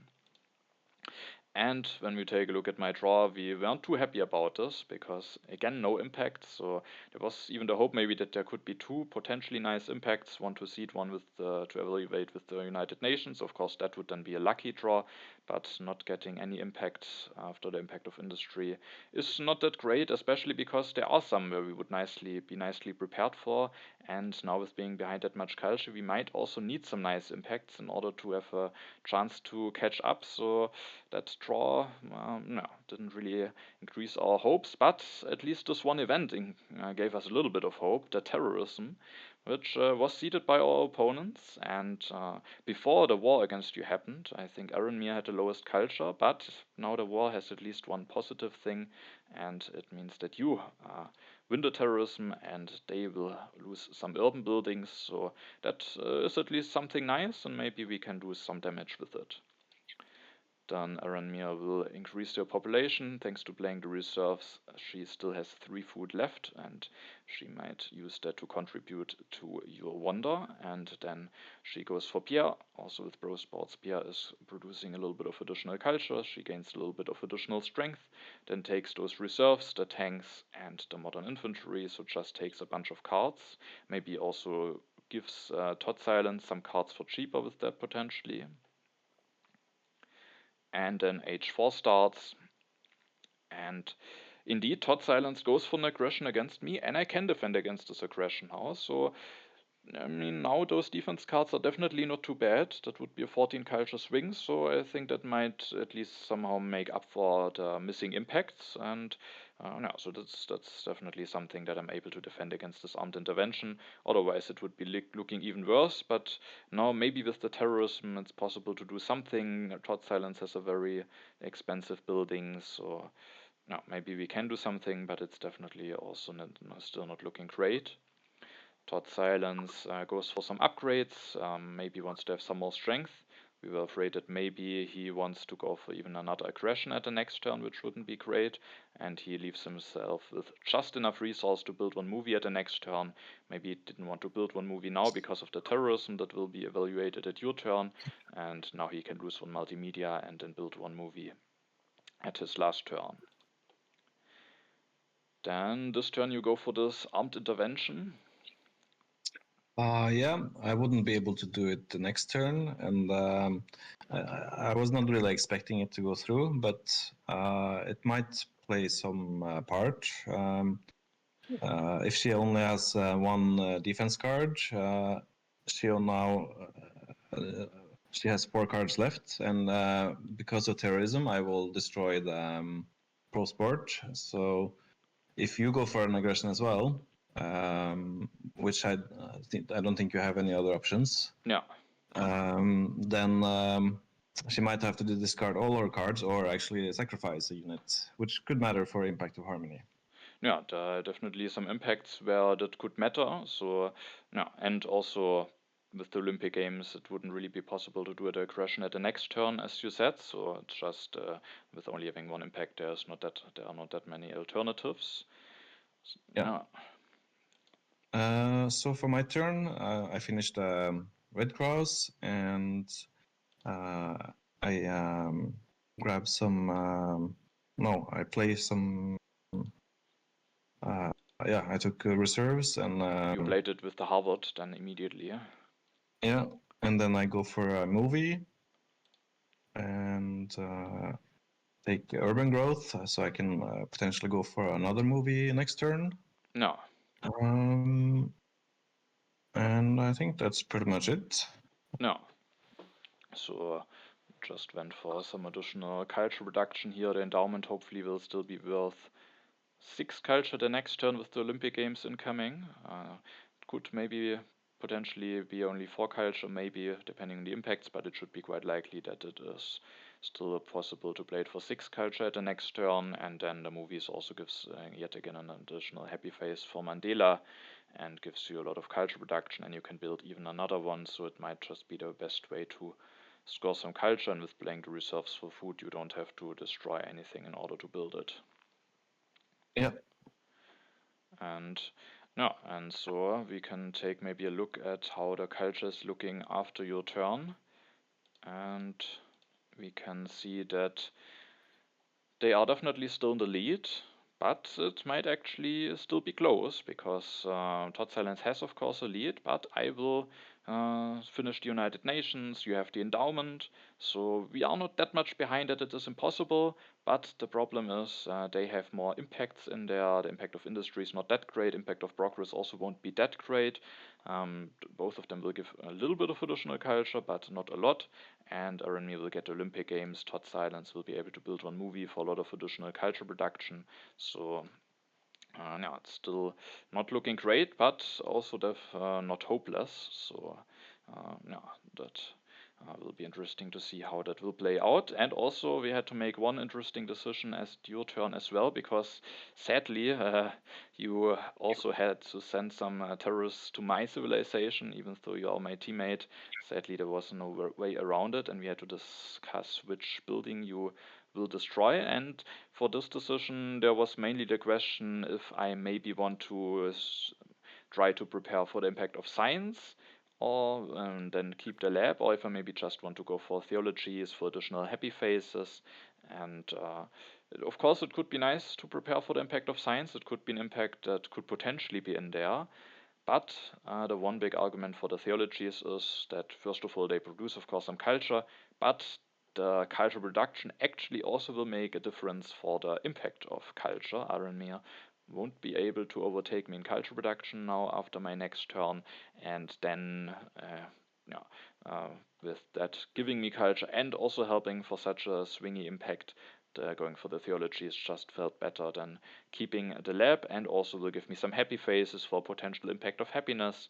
So it just has some nice advantages for a bunch of impacts. And now I also go for my one aggression now. I can't do anything different. And as you said at your turn, now that you went for the aggression and destroyed a bro sport with the terrorism, yeah, Arinmir either would have to send all cards away, which maybe would prevent her from seeding impact into the deck, and maybe also would make her a little bit vulnerable against a potential aggression from you. And or she has to sacrifice something, and that is what she will end up doing. So at least we were able to get a little bit of value out of those two politics phases.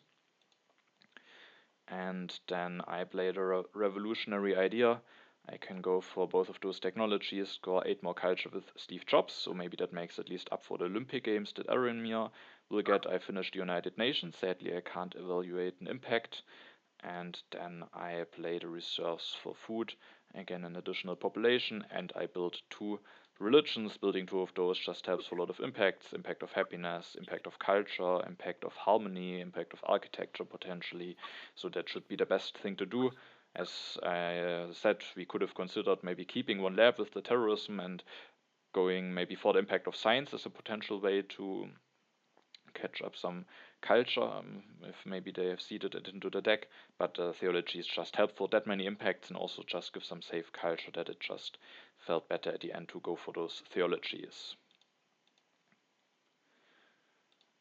Then Arinmir will of course declare the Olympic Games. She will seed. The Cold War is revealed.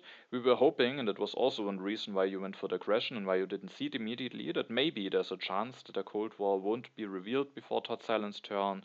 Maybe they don't have a lot of impacts that they could seed, and if they both wouldn't have seeded, then totsilence wouldn't have gotten the science from the Cold War, because this science will allow him now to go for movies and for military theory, which will give him a little bit of additional culture for the impact of progress. So yeah, sadly that one is revealed, and Arinmir, of course, with sacrificing the unit, one reason for that was probably that she has an impact, and there were not that many impact that gives our opponents a lot of points. So we were wondering which impact that might be.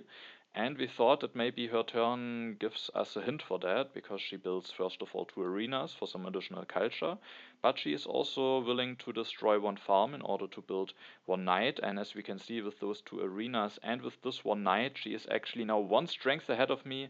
Totsilence will also keep the strength lead, and so we thought that maybe the impact of strength could be in there, and maybe it was even just seeded by Arinmir. And yeah, so we were thinking that maybe that could be the impact that she seeded, or that could be a potential impact in there. Of course, this helps also for the impact of harmony, so that might also be a reason. Maybe she also wants to be prepared against a potential aggression, but there are the Olympic Games, so we thought that impact of strength might look quite likely. And then with her last civil actions, she goes for multimedia and takes those 2 cards. Then totsilence. Let's take a look at what hand here to take a look at. He looked at your hand and he sees the impact of progress, so he knows now for certain that he will go for the military theory. He probably would have done it anyway, unless maybe he has impact of competition. But even then he could upgrade swordsmen to modern infantry instead of cannons to rockets, so military theory would have been developed anyway, very likely. They know now which impacts you have, and totsilence goes for the movie, goes up to 16 culture reduction, and then also upgrades 1 unit, maybe for potential impact of competition. And then it's your turn, and you only have the impact of progress, so no matter what, we have to seed it, even though there might be some impacts that we will improve. And the impact of industry is revealed, which at least gives us 3 additional culture. And that might be nice because for some options it could be nice to destroy some mines, and that is now possible with the impact of industry being out. Maybe it could have been also nice to see an impact revealed to have more knowledge about what impacts are out, but there could be also some which will be improved during your turn. So I think overall it's maybe not bad to see the impact of industry revealed. That's true. And so we were discussing a lot which impacts we thought they seeded. No. So it's not possible to prepare for all of them. So I think the main ones that I'm preparing for here is culture and science, as it was possible to prepare for both. No. And we didn't really expect harmony. No, not harmony. Yeah, balance. No. Or agriculture, since Arinmir destroyed a farm. No. I think that was a very interesting move by her, because we had the impact of industry seeded. So normally, instead of destroying the farm, it would have maybe it would have been maybe more normal to just destroy the mine, because destroying the farm is worse for impact of agriculture and balance. And with her doing that, we thought that those 2 impacts are very likely out or not in the deck, because they probably have knowledge about them not being in the deck. Because if they have no knowledge about them, or of course also not when they have seeded one of them, and also when they have no knowledge about one of them, they probably would rather want to destroy the mine.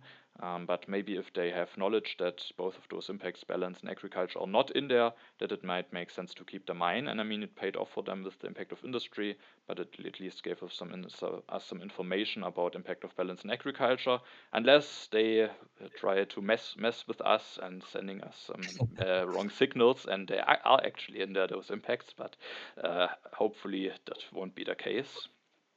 No. Yeah. And I also developed 2 techs, as I had the civil actions, and it could potentially be worth 8 points with the impact of tech. No.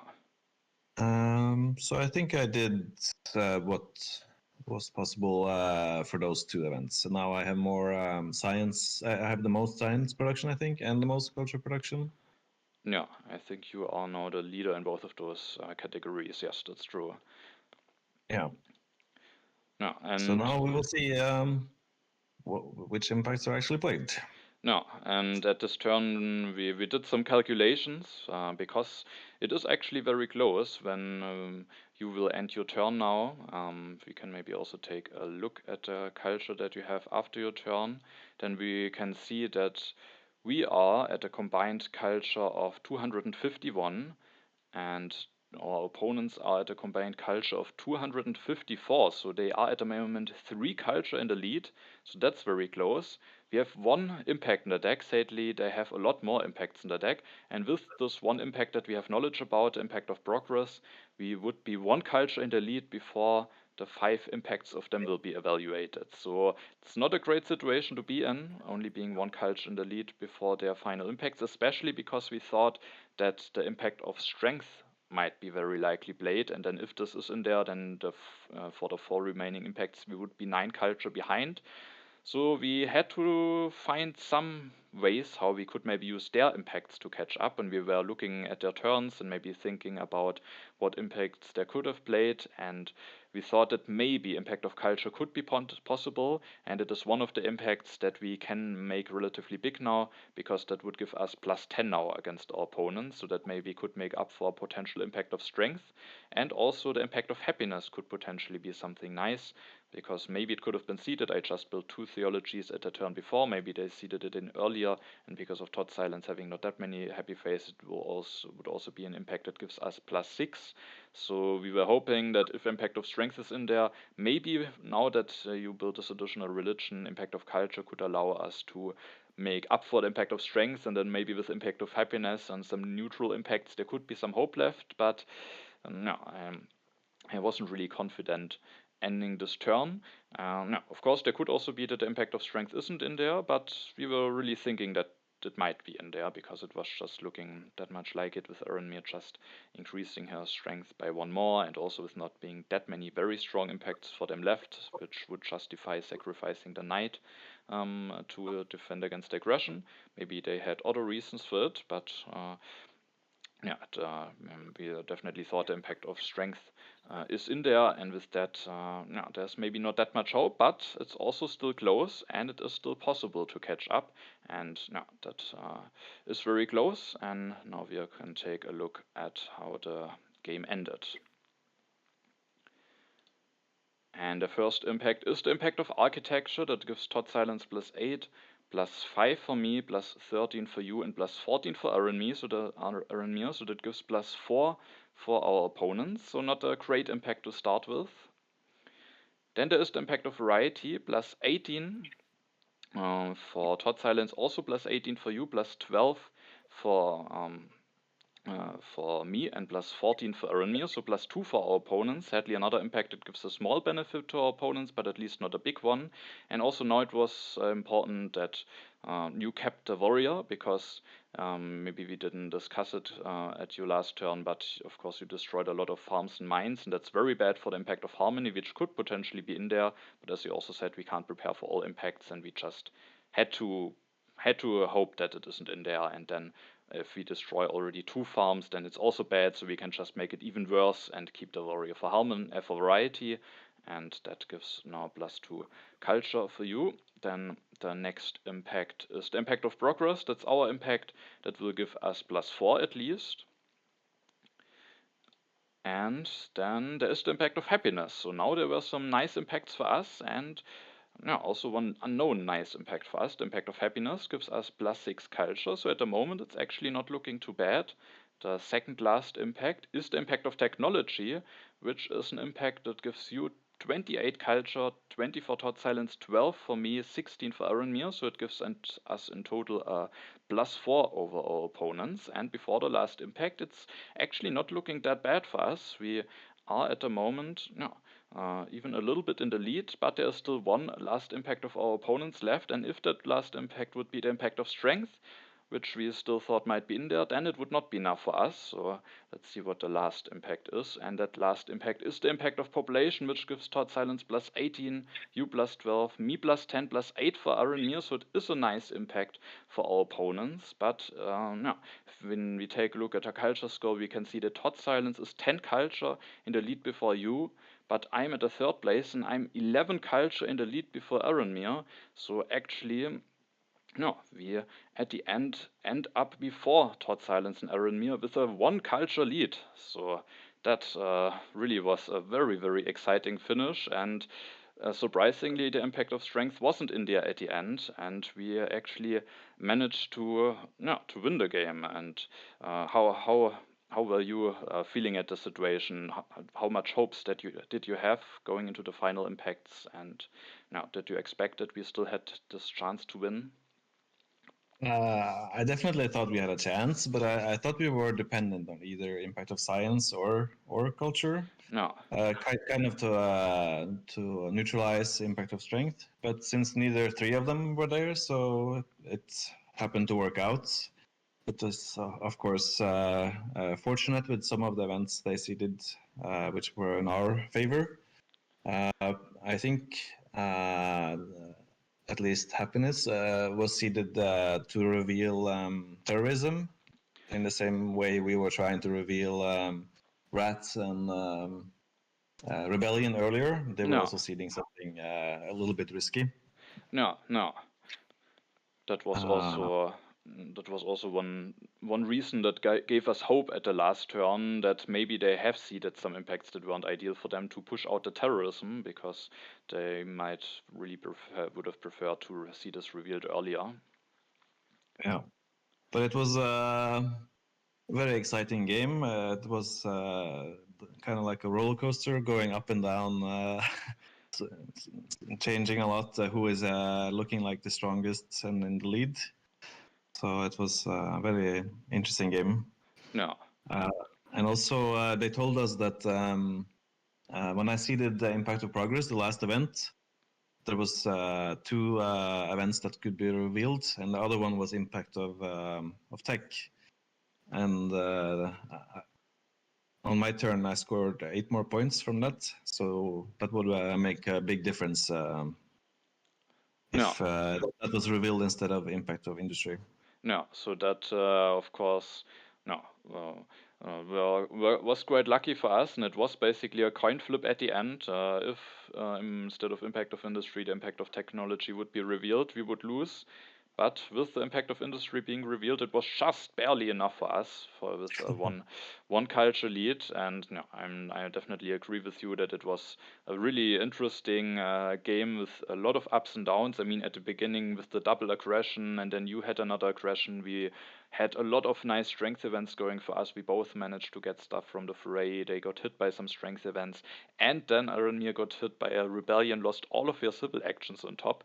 That were just that many nice things, and I think we also were relatively nicely able to convert those nice things into a nice economical advantage. So no, I really thought we had a very nice position, but then out of the sudden it turned around very quickly, and maybe we weren't careful enough. But I also think there was not a clear way how we could have prepared for it.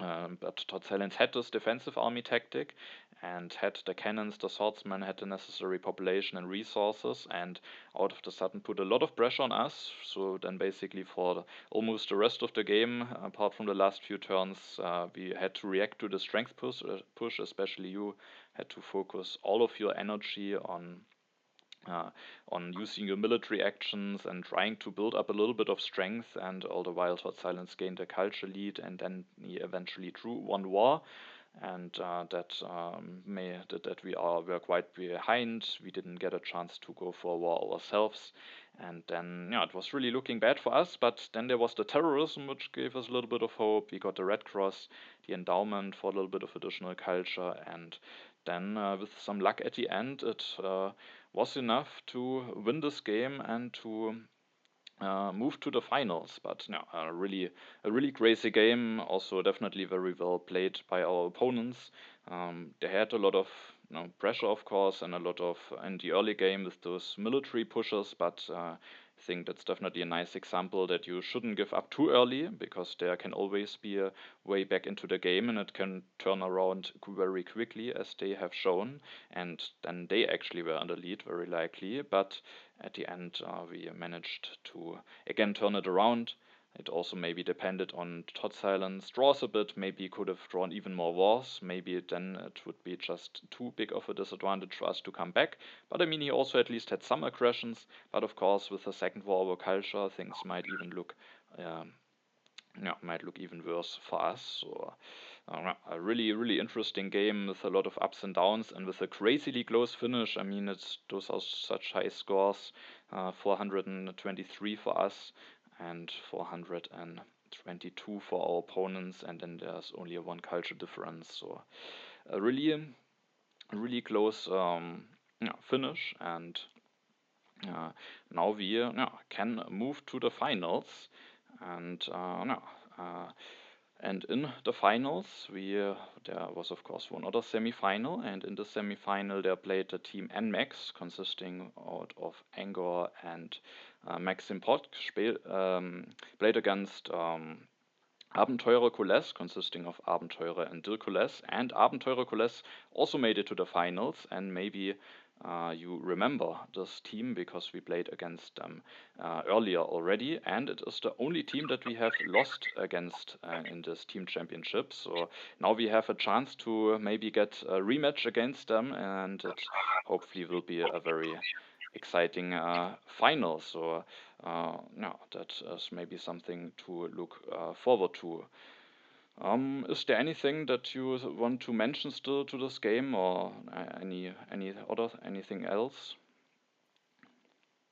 No, I think we have covered it quite well. it was a fun game to play, and it was a lot of surprises. I didn't really expect to win in the end, so it was a very pleasant surprise. No, no, so that's definitely true, and no, a really exciting match, and no, well played by our opponents as well, especially making a comeback after being that much behind in the early game, and no, and now we can look forward to the finals against to the game against Abenteurer. So that is already ongoing at the moment, and of course that will be very exciting to see if we are able to win the team championship at the end, or if Abenteurer, the only team that wasn't beaten at all at the tournament yet, will stay unbeaten, and that is hopefully something to look forward to. And also there are now some World Championship games finished, so those are coming relatively soon. If I hopefully find time to record them, and also the Intermezzo Championship started, so some other tournaments also are ongoing at the moment. And then no, I hope it was an interesting game for you to watch. And yeah, also again, thanks for Andrethegiant for being here, for for your nice commentary. It was very nice to have you here. Thank you for inviting me. It's been a pleasure to be here. No, and no, we will see. Maybe for the final we can do this again, and no, it will be very interesting to see how this final will be going. No, and then I hope, no, as I said, it was an interesting game for you. I think it was definitely a very interesting game with a lot of exciting stuff that was happening. No, and then just have a nice time, and see you in the next video.